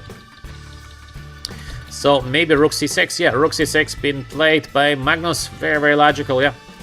To change one pair of rooks is crucial. So white is not controlling anymore the a file, and now for white to play the move rook a5 looks logical, but this rook e6 feels unpleasant. Next move is knight on f5, and this pawn here on e3 might fall, so Firuza in a defense mode, and I think it's not gonna be so easy. Let's see, of course. A lot of moves to play till move 40.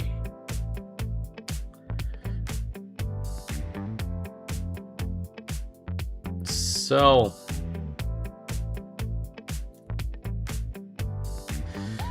what do you think? Who can answer the question to BSK4959? Why black is better here?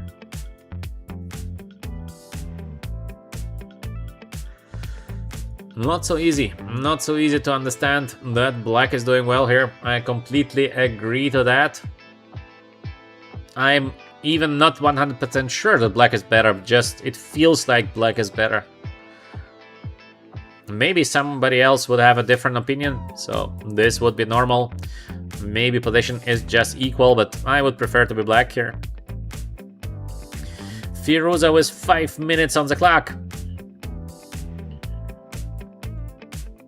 So, Firouzja over pushing in his game against Magnus Carlsen, and now he has to defend. This is not gonna be an easy defense. Let's check what do we have in the game of Gukesh versus Kamer. We have the move king on f1. King is getting closer, but the pawn on g2 is under attack, so tactical. Position remains very, very tactical. Is it possible to play the move bishop on e4? Maybe. I don't know. What do you think, guys? Bishop on e4? Knight on d4 next.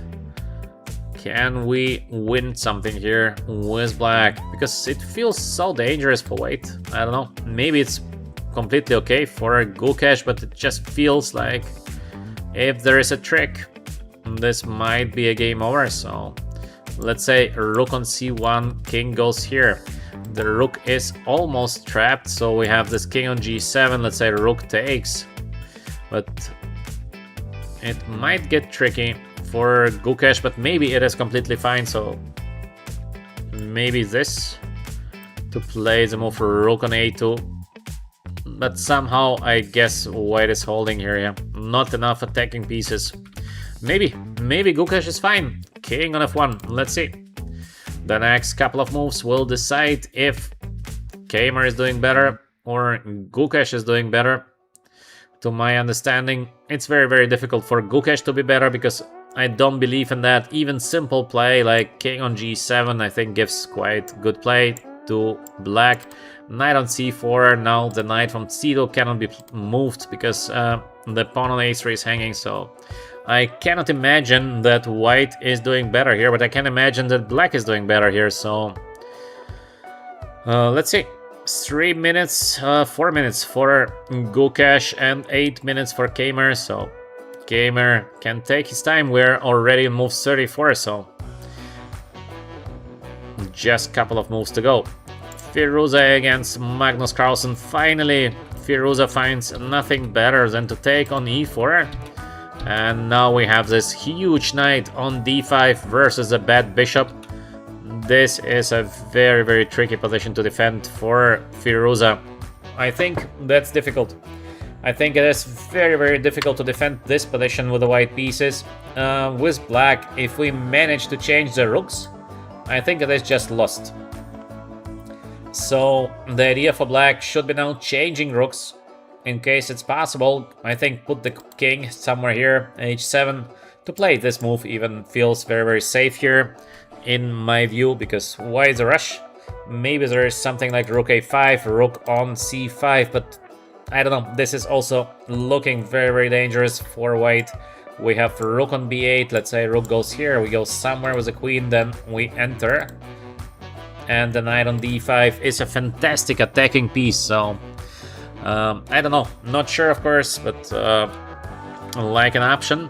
In case black would have liked to avoid this rook on a5 play, just in case it's possible to play the move for rook on b8, I think.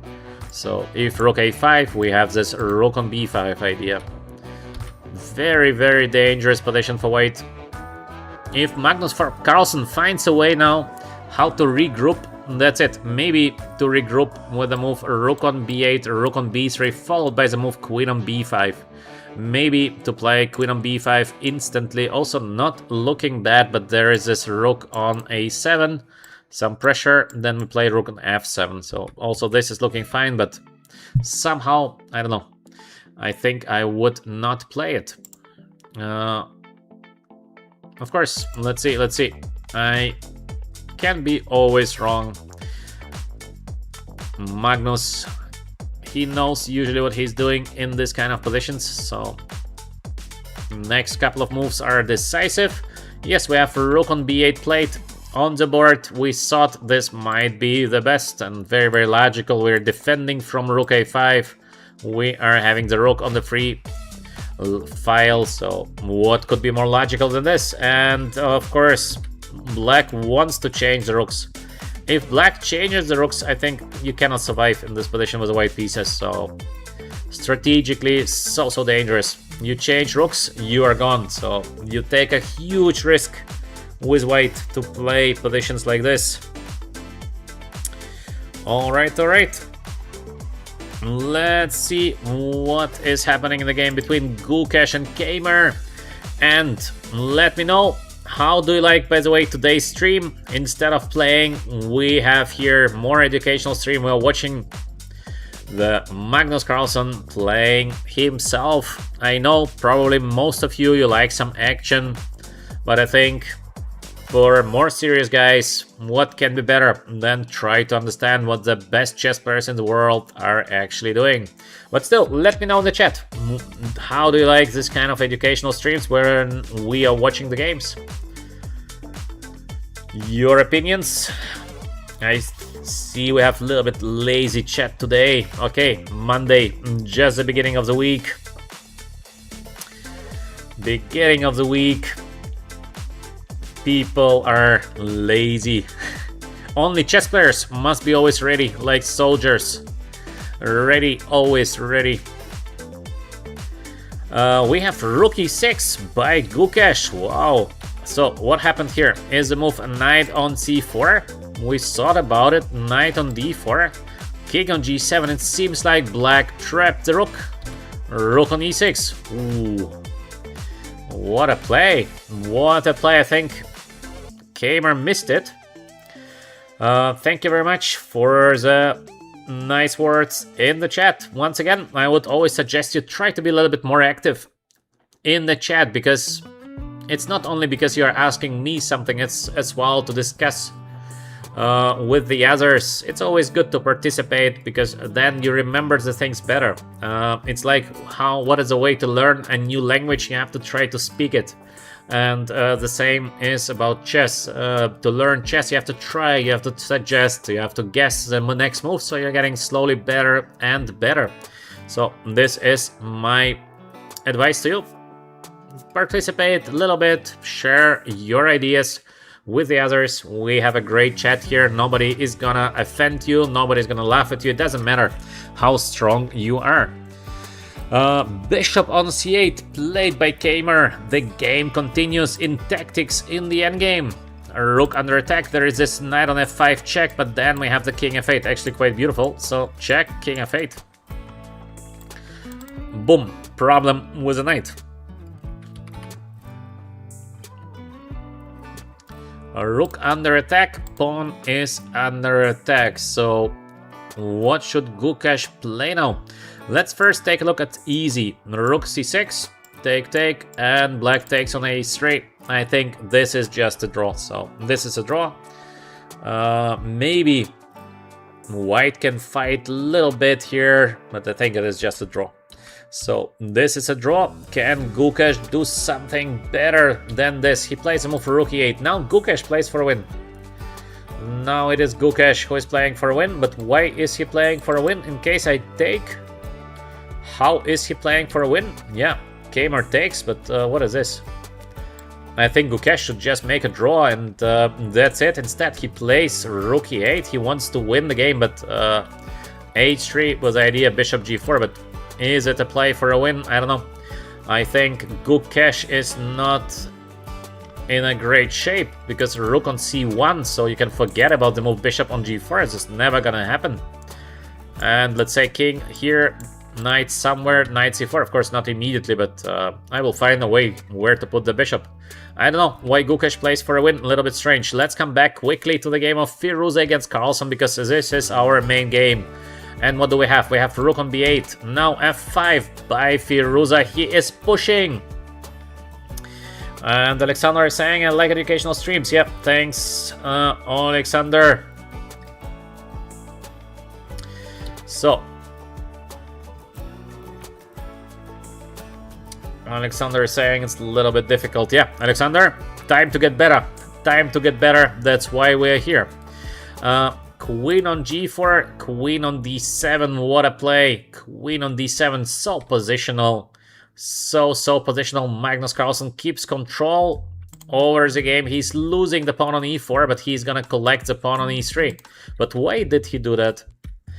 I mean, why to give the pawn on a4? This is so weird. I don't understand it very much. Personally, I would keep this pawn on e4 and c4, but Magnus Carlsen is giving the pawn on e4. Of course, he does it intentionally. He collects now the pawn on e3, but why to give the pawn on e4? This is too high-level chess for me because I don't understand it. Why to give the pawn on e4? And actually, I think maybe it was just a blunder by Magnus Carlsen. Is it possible he just missed it? Because what to play now? In case we go knight e3, then there is this check, we go back, but then there is rook a7, and I think white is winning, or we have this knight on g4 play. Wow. Look at that, because if we take, then we take on e8 with the check and we take the knight. So knight on g4 is the only play. We would like to checkmate. This is what Magnus Carlsen wanted, but this is crazy. What a play by Magnus Carlsen, but so risky and so unnecessary in my opinion, because still bishop on g3. And in case we take, there is take. And now we can win the knight by playing queen g6 and queen g4. I think Magnus just blundered, no? Is it just a blunder by Magnus Carlsen? Yeah, he just blundered. I think with the move queen on d7, he just blunders. Fantastic game by Magnus Carlsen, but this is looking like a very bad blunder. To take with the rook is not possible. We have the check and checkmate on e8. To take with a knight, there is just this. King doesn't matter where. We play rook on a7. So if the queen goes away, there is a checkmate on g7. This is probably forced, because what else? Is there something else that black can do here? I don't see nothing here. Again, maybe I'm completely wrong. There is something, knight on d1. Yeah, maybe this, but let's say we go somewhere with a bishop. I don't know where to put the bishop. Let's say we put the bishop here. Now black takes. We take. Yes, we are not losing the knight, but this position might be lost for black. Also, I think it just lost by force because we give a check and this position looks just over. So Magnus blunders. The great Magnus Carlsen is blundering. Now he plays the move king on g8 and e4. 13 seconds, because there is no increment. There is no increment in Stavanger. Now both guys having just the seconds on the clock. Magnus is losing. Magnus is completely lost, and he might even lose on time because he has just 9 seconds for a couple of more moves. There's e5 coming next. We have the move e5, no increment, 3 moves to go, 5 seconds for Magnus Carlsen to execute the moves. He resigns. Magnus Carlsen resigns after the move e5, amazing. The great world #1 player is blundering and resigning. Unbelievable, what a game. I mean, Firuza played for a win in a position, I think, where he should go for a draw, but he's getting rewarded by that. To my understanding, this position can be only better for black. I think Magnus was irritated by this move f5. Maybe rook on b8 is actually a bad play, no idea. But it doesn't seem like f5 is so dangerous because we have so many ways to play in this position with the black pieces. He plays king h7, gets queen on g4. e4 is under attack still. It doesn't look like it is very dangerous because, yeah, there is rook a7, but alright, there are so many ways to play in this position with the black pieces. He plays queen d7, and this is a blunder. He misses that there is queen takes and queen g4. He wanted to go knight on e3, and he missed the move for rook a7. Now it is like confirmed. He just missed rook on a7, and he is losing. So yeah, Magnus Carlsen is losing, and we have immediately, let's go to Gukesh against Kamer. They have just a couple of seconds on the clock, but why do they have a couple of seconds? I thought it is...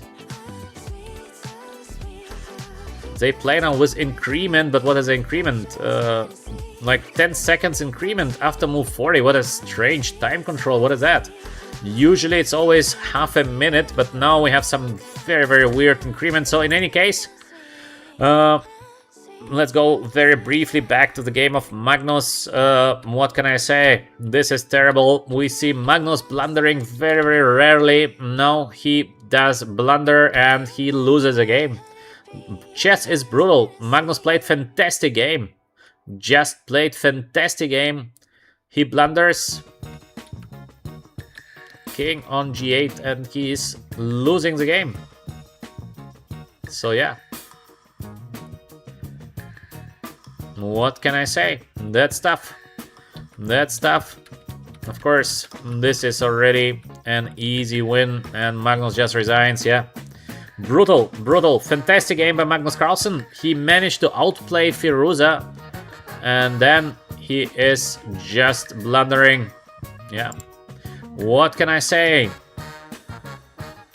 Even the best in the world are sometimes making the mistakes, so let us go back to the game. We saw the move for Rook on e8. Now Kamer is taking the pawn.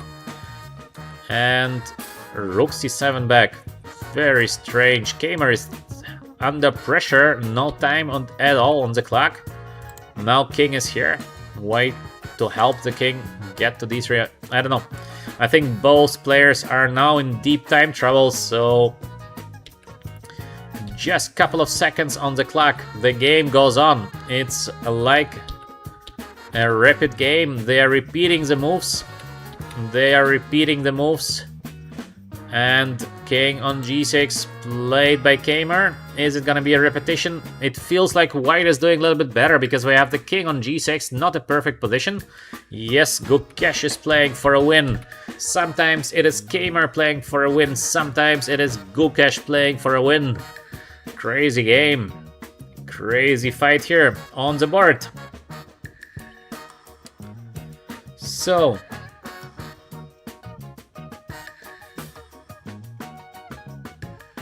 Bishop on e6. The king. Where to go with the king? Probably back. No, king on e7. Wow. Knight on f5 is possible. Yeah, knight f5 being played. This is looking terrible now for Kamer. h6 might be falling. We have the move for rook on b6. Actually, very, very safe play. Rook on b6. I like the move for rook on b6. Maybe Gukesh is gonna play it. Let's see. And also, we might go away with a bishop. Yeah, he plays bishop on b3. Just as we speak about it, he plays a move bishop on b3. Now there is this. Rook takes f6 is coming next. I still don't understand exactly what is the time control they're playing. It's like super weird. It was never like that.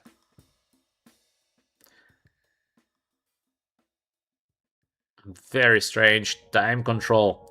So, rook on c3, knight on d4. f6 is under attack. Lichess tells us that Kamer lost on time, but this was not correct. So, knight on c4, rook takes e3. So dangerous now for Kamer. Must be a losing position, I think, but who knows. Even this endgame, bishop takes c4, is quite a difficult endgame for black to defend. So I think that Gukesh is maybe gonna take it. On the other hand, yeah, he takes. He takes. This is much, much better play for White. I think just to take or first rook on b6. I don't know what is better. Maybe rook on b6 feels better. Yeah, Gukesh is playing it. Bishop under attack, so this move is sort of forced. Bishop on c8, there is, I think, nothing else exactly. We take. Now, White is gonna take the pawn on h6, probably, but then there is this check. Now, king on d3, I think we should go forward. To go to the last rank is usually not the right play, but maybe Kamer is back. Yeah, being little on time, so hard to play. Of course, both the players are a little bit tired, plus nervous. King on d3 is a must play. Why Gukesh is even considering king f1? This is ridiculous. Don't go king f1, Gukesh. Yes, of course he goes king on d3, but why to think about it? I mean, this is a move that you do without thinking. King on e4, absolutely correct. King on e5 is gonna be a monster piece. So white is still, in my opinion, doing better, but probably black is having good drawing chances, but this is very hard to play. This is very difficult to play this position with black because the bishop is so horrible. So white is simple play, king forward, let's push the e-pawn. So, or potentially let's win a6 and b5. To play this position with black is difficult. Maybe b4. Yeah, b4 is being played because you have to push something. It's like you don't know exactly what you're doing, so let me push. Very human reaction. I think king on e5 is normal now. Or yeah, king e5 is being played. Next is rook on b6. I think Kamer is gonna push with a move a5. He decided that he wants to push, so he will be pushing. Except there is a mating threat. I don't see the mating threat, but king on f7. Okay, maybe even safer, but the problem is the move rook on c6. Bishop here, we take. So rook on c6, maybe bishop takes h3. This is the idea of Kamer. Okay, now we understand. Maybe rook on h8. Ooh, this is dangerous. Kamer missed it. Rook h8. Kamer blunders the rook h8 idea. E4 being played, but he missed the move rook h8, no? How to defend the bishop? This is a heavy blunder by both of the players, so very nervous because now bishop d7 is forced, and we give a check. This might be, I think, already a win for white. So Kamer is missing rook h8. Gukesh also misses once again rook h8, but now a rook on c1 is holding. Lucky Kamer. That e4 been played, not rook on h8. This could have been, I think, very bad for black. Now rook on f6 and rook on b6. Still, white is pushing for a win, but now the h3 is falling, so it should be alright or for Kamer. He will be taking the pawn on h3. It should be a draw or very close to a draw. Rook a1 is possible, but too risky. He plays for a risky play. A risky play by Kamer. Okay. Now it is getting interesting because both players are so low on time. For example, knight on f5, very unclear position. King on d6, yeah, why not? The g5 pawn is under attack. King on g6. Rook on d1 is coming next. Who is playing for a win? I think now it is Kamer. Kamer is now playing for a win because Gukesh is playing terrible the last couple of moves. This king on d6 also looks like, where do you go? Where is he going? Knight on c6. Knight goes here to e5 and e7. Okay, there's always bishop takes h3, so Kamer is staying cool. Knight on a5, so Gukesh tries to make a draw. This is just a draw. What a fight between the both young players, which is gonna end most probably in a draw. Bishop f1 attacking the rook. Yeah, good play by Kamer. And Kamer is playing for a win, so black is pushing here because Gukesh played really not so great the last couple of moves. I guess we have something like rook a3, but then there is knight on c6, so this is still a draw. The only chance is maybe to check or bishop e2, maybe bishop e2, or to play somewhere with the king. Nah, nowhere.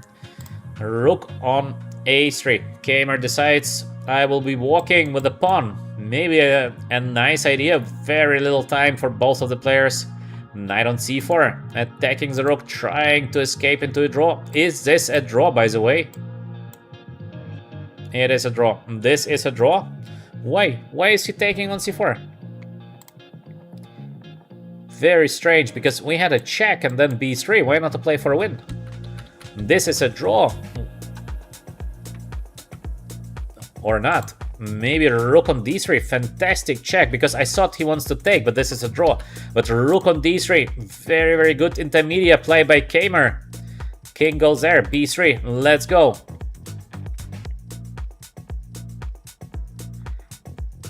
f3 is falling, Gamer. e5 is sort of forced because there is nothing else. No. Take is also looking not so bad, but is it a win or is it a draw? It's gonna be take, e6 and b2, rook f2, g4, there. Very unclear, very unclear, but take, rook f4 is a threat. Rook f4 is coming next, so there is no e6. e6, rook on f4, that's it, the rook is getting there. Why? What is happening after rook f4? Queen endgame with the f-pawn might be lost. Rook f4. Why not rook f4? I don't understand it, because this is, I think, just a win. It would be take, and then queen, check, but we go away somewhere. This might be a win. Rook on e3, maybe Gamer calculated that also the move for rook e3 is winning, so he will be advancing with the king. But why not just to play the move rook? Yes, he wants now maybe somewhere to play the move rook e5, so it's the same. It's more or less the same, so we still have the move rook on e5. White cannot take it, so we're gonna have the queen endgame. Yeah, this makes no difference. It makes no difference here. So we're gonna see the move for rook on e5 by Gamer. And it's gonna be the queen endgame. I just thought, yes, it is a queen endgame. We would get the queen endgame with the pawn on f4. Now we get the queen endgame with the pawn on g5. I don't know where's the big difference. I think it doesn't make a big difference. And this queen endgame might be winning for black. It is much easier to win it than to hold it because of the g-pawn. So it's gonna be queen, and king goes here. There are no checks. And next is gonna be g3, g4, g3, g2, and this is usually a winning position. There's only one way to save the game here for white. It is to bring the king from f7 to b7 and a6. That's why I'm very surprised in this position. To play king f7 looks terrible, so you should go king on d7, of course. And in this position, usually you try to get your king here to a7 and a6, opposite of the pawn. This is crucial, because only here you can escape. And Gukesh is doing the reverse thing. He's trying to get the king, but where do you go?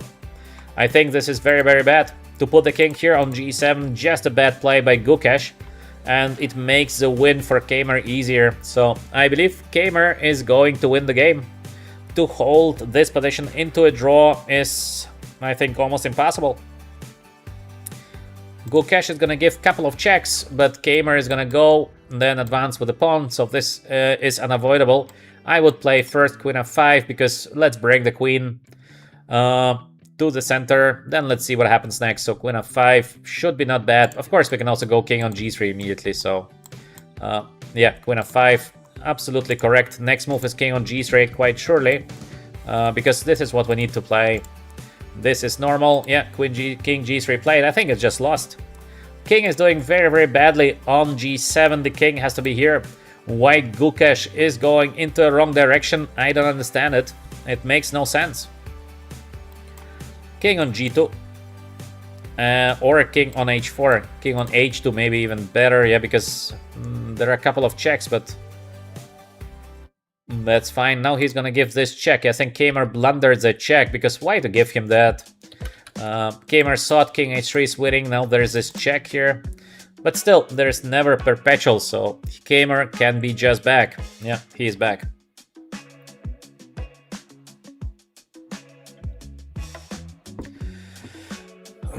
Black is gonna win such a position, yeah. Gukesh is in terrible shape lately, and this is what I've been telling you guys since the beginning of the game, that Gukesh is just in a terrible shape. Sorry. Check. Let's bring the queen. Let's put the queen here, and there will be no more checks. Also, king on g2 is now a good way, but queen f4 more safe, I think. Yeah, Gamer doing that. Excellent. If the check here, then we play king h4. Next, we play the move g3, and this is gonna be a win. After this one, here, here, and that's it. King on h2. Or king on g2, I think it makes no difference. King on h2, yeah, it makes no difference. And king on h3, no more checks. Queen e6 is sort of forced, but it doesn't help. King on h4. And next move is gonna be the move g3. Gukesh is putting his queen in one of the most worst situations on g7. I mean, this is a mistake that in case even international master would play the king to the wrong direction, you might be saying, wow, I mean, you should study the endgames a little bit, but for Gukesh, world champion, you have a choice to put your king here on a6, a5, b6, and you put your king on g7. This is a very, very heavy mistake. Extremely heavy. It is a live game. Yes, we're now watching the live game between Gukesh and Kamer. In case you're enjoying my comments so far, push the like button and of course, like and subscribe to our channel here on VChess. We have educational chess streams. Usually today we are watching the Super Tournament in Norway, including Magnus Carlsen, who missed today. Yeah, terrible blunder by Magnus. We see Magnus so rarely blundering something, but today it is a case. King on g6. Okay, play this or this, doesn't matter. Yeah, check. Next we put the queen here, and Kamer is just giving a couple of checks, I think, because he wants to win a little bit of time on the clock to think about the next move. Queen on f3, yep, exactly, queen on f3, that's it. I think Gukesh doesn't understand that he's lost. He thinks it's alright. How is it possible for the world champion not to know that king on g7 is poorly positioned? I don't understand it. This should be the best player in the world. I mean, you're a world champion. You are scoring, I don't know, 9 out of 10 at the Olympiad. You're playing just slightly worse than Stockfish, and after that, not to understand which corner to play with. Queen g4, by the way, and resignation. Okay, this is also, of course, winning. It doesn't matter, but I thought queen g4 because there is no check, there is no nothing, so it would be advancing with the pawn. But it doesn't matter. This is just a win, so bye-bye to Gukesh. Queen e5. It's not possible to hold it. Kamer is going to play maybe this first or queen first here. It doesn't matter. Again, it doesn't matter. We can play both. Maybe king on... Okay, so many winning options here. Let's see which Kamer is gonna take. But I like this king h3, queen on g4. I don't know why Kamer doesn't put the queen on g4. It is just immediately over. Play king g4 and that's it. King on g1, of course. It is still winning, but why to play it? I mean, king on g2, it changes nothing, but why to do that? I think he's gonna go back now first to repeat once, and no, he doesn't. He doesn't go back. Okay, play queen f2, and that's it, because king goes here, then g2. What is there to think about?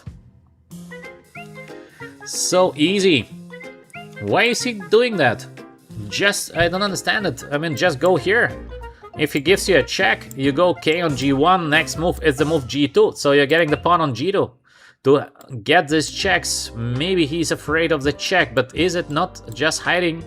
So let's say we give a check, he goes here. If check, then we go here, and we're hiding. So, I don't know. Maybe Kamer has something in his mind that we are not understanding. Of course, he's very good. And Kamer, he knows usually what to do in the endgame, so... Kamer is good in endgames. Usually to give perpetual check in this position is impossible. Queen on e3, yeah. Kamer is gonna win this game. I'm very, very confident in that. To give perpetual, no way. King on g1, check. King on h2, no more checks. So, king on g1 will be played next. No checks for Gukesh.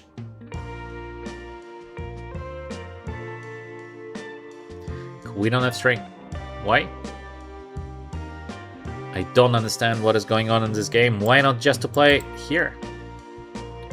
In case of check, we have king on h2. g2 next. Of course, this is also winning. It's not like it is not winning, but why to do that? Just get the pawn to g2 first, and then let's see what happens next.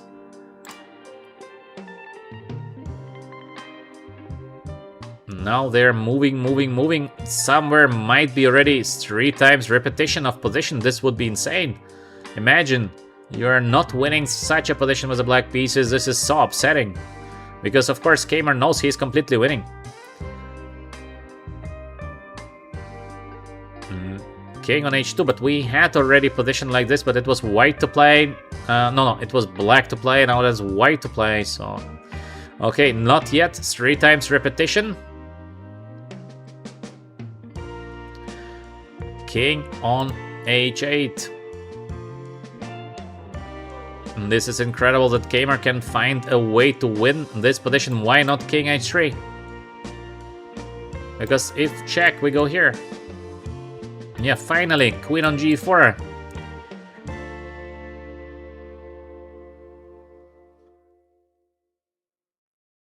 Kamer is thinking, finally queen on g4 played. Yeah, wait to think so long before playing queen on g4. Okay, probably they are very tired. This is a problem, that they are just exhausted. And now it's very easy. Queen on f5, I think. And then king on g4, and that's it. So queen f5 now. I think it's just a win, but yeah, queen f5 played by Vincent Kamer, absolutely correct. So it is a game over because of the bad position here of the king. So king on g4, and that's it. That's it from Gukesh. Gukesh is putting his king absolutely at the wrong corner, and yeah, after some trouble, Kamer is going, I think, to win the game. Now they are continuing, moving, and it seems like g2 will be played very soon. But what a fight! But what a fight!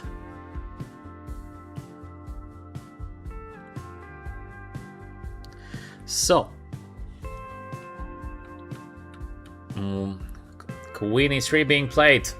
They're still playing on seconds. Quite funny. I think Kamer could win again with check and this. But okay, this is also winning. But why not just to play here? So you're giving a check, you play king h2, so there is nothing, no checks, no pin. Next move is g2. They are very tired. This is clear that Kamer is just exhausted because he cannot find a way to win in a quite easily winning position. So he is just tired.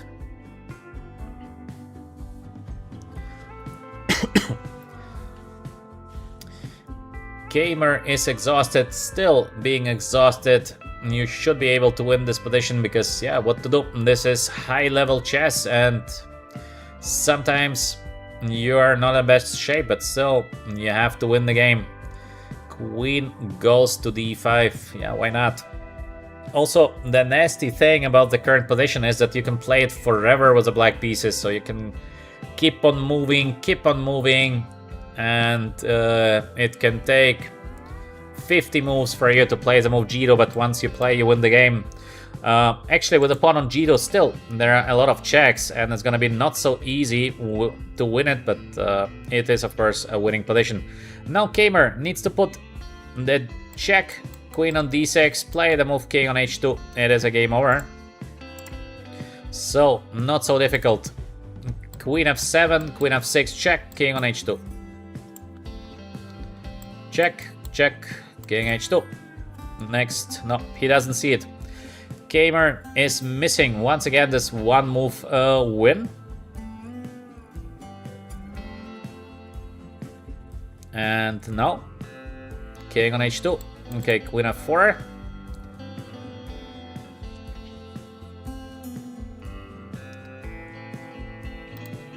Maybe he enjoys. He enjoys that Gukesh is suffering. He enjoys to squeeze Gukesh, that he is gonna be so upset after the game. Of course, it is still winning for black because the king is just at the wrong place. King goes. Very, very funny. We are currently move 121, so time to think about playing Jito for Kamer. He cannot play eternally, just moving. Time to get the pawn to Jito. Queen on d3. Kamer is exhausted. It's clearly very, very visible that he is just very, very tired because he's making strange decisions, strange moves. In a normal shape, Kamer would win the game very, very easily, but now he is suffering. Kamer is very, very tired. This is clear. He is just back from Bucharest, where he shared the first place. So fantastic tournament by Kamer. And currently he cannot win against Gukesh this easily. I mean, it's not even about the win, but first let's get the pawn to Jito, and then let's think what happens next. So he cannot even get to the first stage. And the first stage is to get the pawn to Jito. It is not working for Kamer, and I think it is quite easy to make it happen. So Kamer is suffering so much. Yeah, he's exhausted. He is just exhausted. He doesn't see how to win, how to get the pawn to Jito. Gukesh having little time on the clock. We can just enjoy this game here. King on h8. Yeah, Gukesh is waiting there with the king. Wow. Kamer cannot find a way to get the pawn to Jito. This is amazing because it's not so difficult. This is not so difficult. Now King h1 played King h2, but it's already maybe 3 times repetition actually after Queen on e5. Is it 3 times repetition? Not yet. Not yet, but very, very close to it. Kamer cannot find a way to win. This is amazing because it's not so difficult. This is not a very difficult win. Yeah, and now Queen on f2 makes no sense. Yeah, but he's tired. He's just exhausted, so he cannot find a way to win. This is very upsetting for Kamer and very, very lucky for Gukesh. To hold this position is unbelievable, at least to me, because yeah, how to hold it? This is a huge, huge luck. To be able to hold position that is basically lost, and Kamer could have won it already a couple of times. Just he cannot find a way to get that G2, but he had so many ways to do that.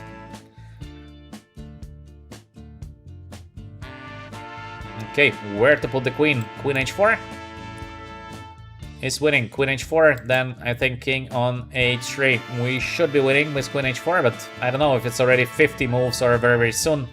The 50 move rule, queen on g4 check, it is also good, but 50 move rule is very, very close. King on h3, so it is easily winning.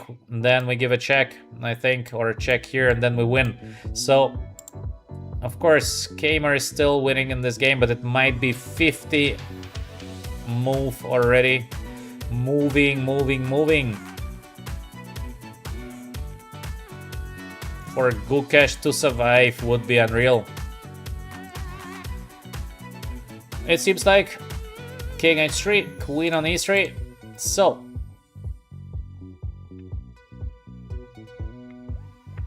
Kamer cannot find a way to win. Check. We are currently 133rd. Move 133. Kamer tries to win a winning position. Gukesh is trying to defend a lost position. How this battle is going to end? I think Kamer soon will find a way to get finally the pawn to be on G2, but I don't know if it is already 50 moves without moving a piece. Let me check actually where did we start it. So this is already with a pawn on G3, or not yet, not yet, not yet. We are now with a pawn on G3. Yeah, G3 played. So it is move 92 and we are 133. No, not yet, not yet. He has 10 more moves to crush Gukesh, and yeah, this should be enough.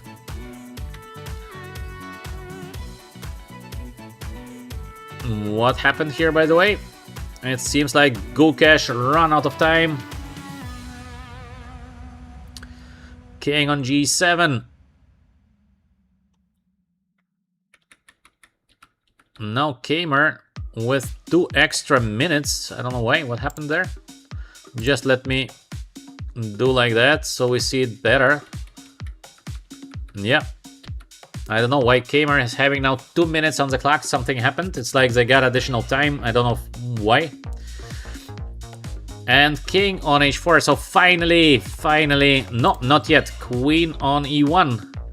Gukesh continues this hopeless fight, but he's fighting like a lion. Gukesh, of course, yeah.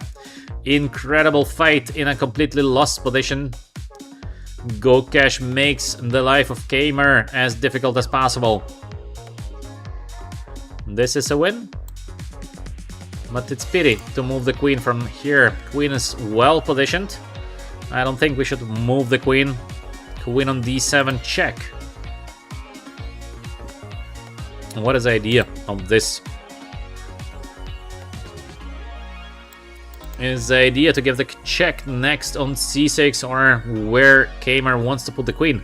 Eventually we can put the queen, let's say here, and then we play this, but then there's again this move, queen on e3. So we need the queen here, but how to get the queen there? Gukesh continues this fight. Incredible. Incredible that it is still not a game over.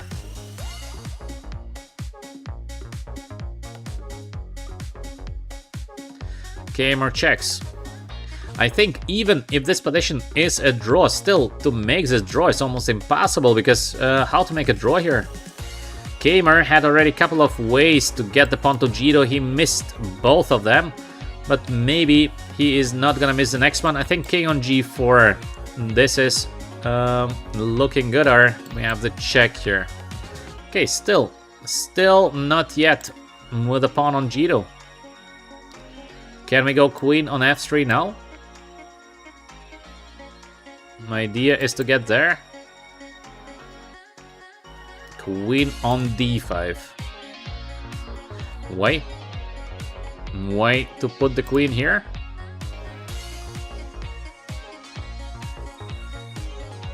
Idea king on h3. By the way, Kamer has 5 more moves. So 5 more moves. We started at move 92. Now it's move 138. If Kamer doesn't find a way to play the move G2 within next 5 moves, it is a draw. Just 5 moves for Kamer here. This is getting on the limit, I would say. It looks like Gukesh is gonna save, because there are always checks. So even if you are lost, but you can get some check, it is enough. This is just gonna be enough. 5 moves here to survive for Gukesh to get a draw. Unbelievable that Kamer can find a way to win in this position. This is very, very upsetting, of course, for the German player. I think it is because he's just exhausted.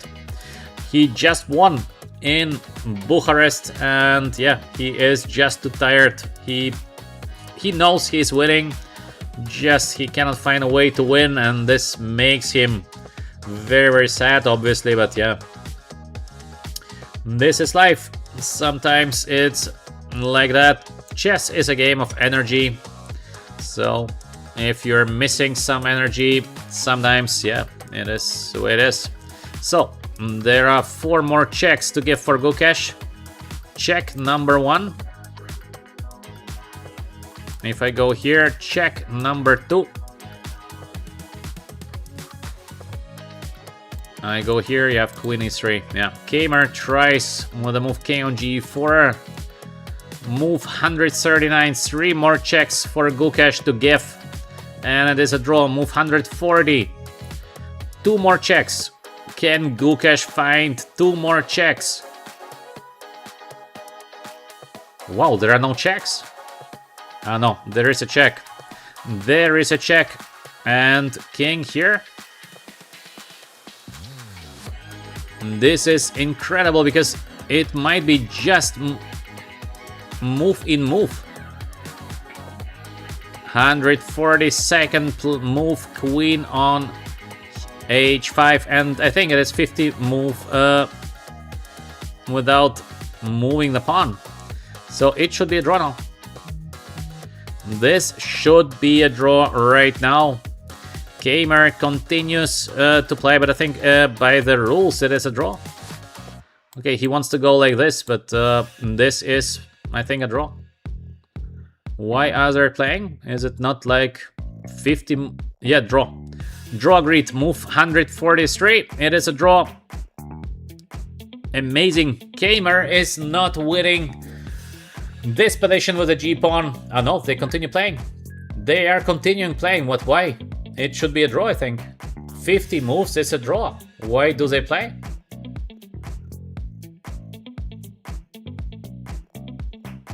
They keep on playing. I don't know why. Maybe Gukesh is not claiming a draw, but this would make also no sense. Why is the game not over yet?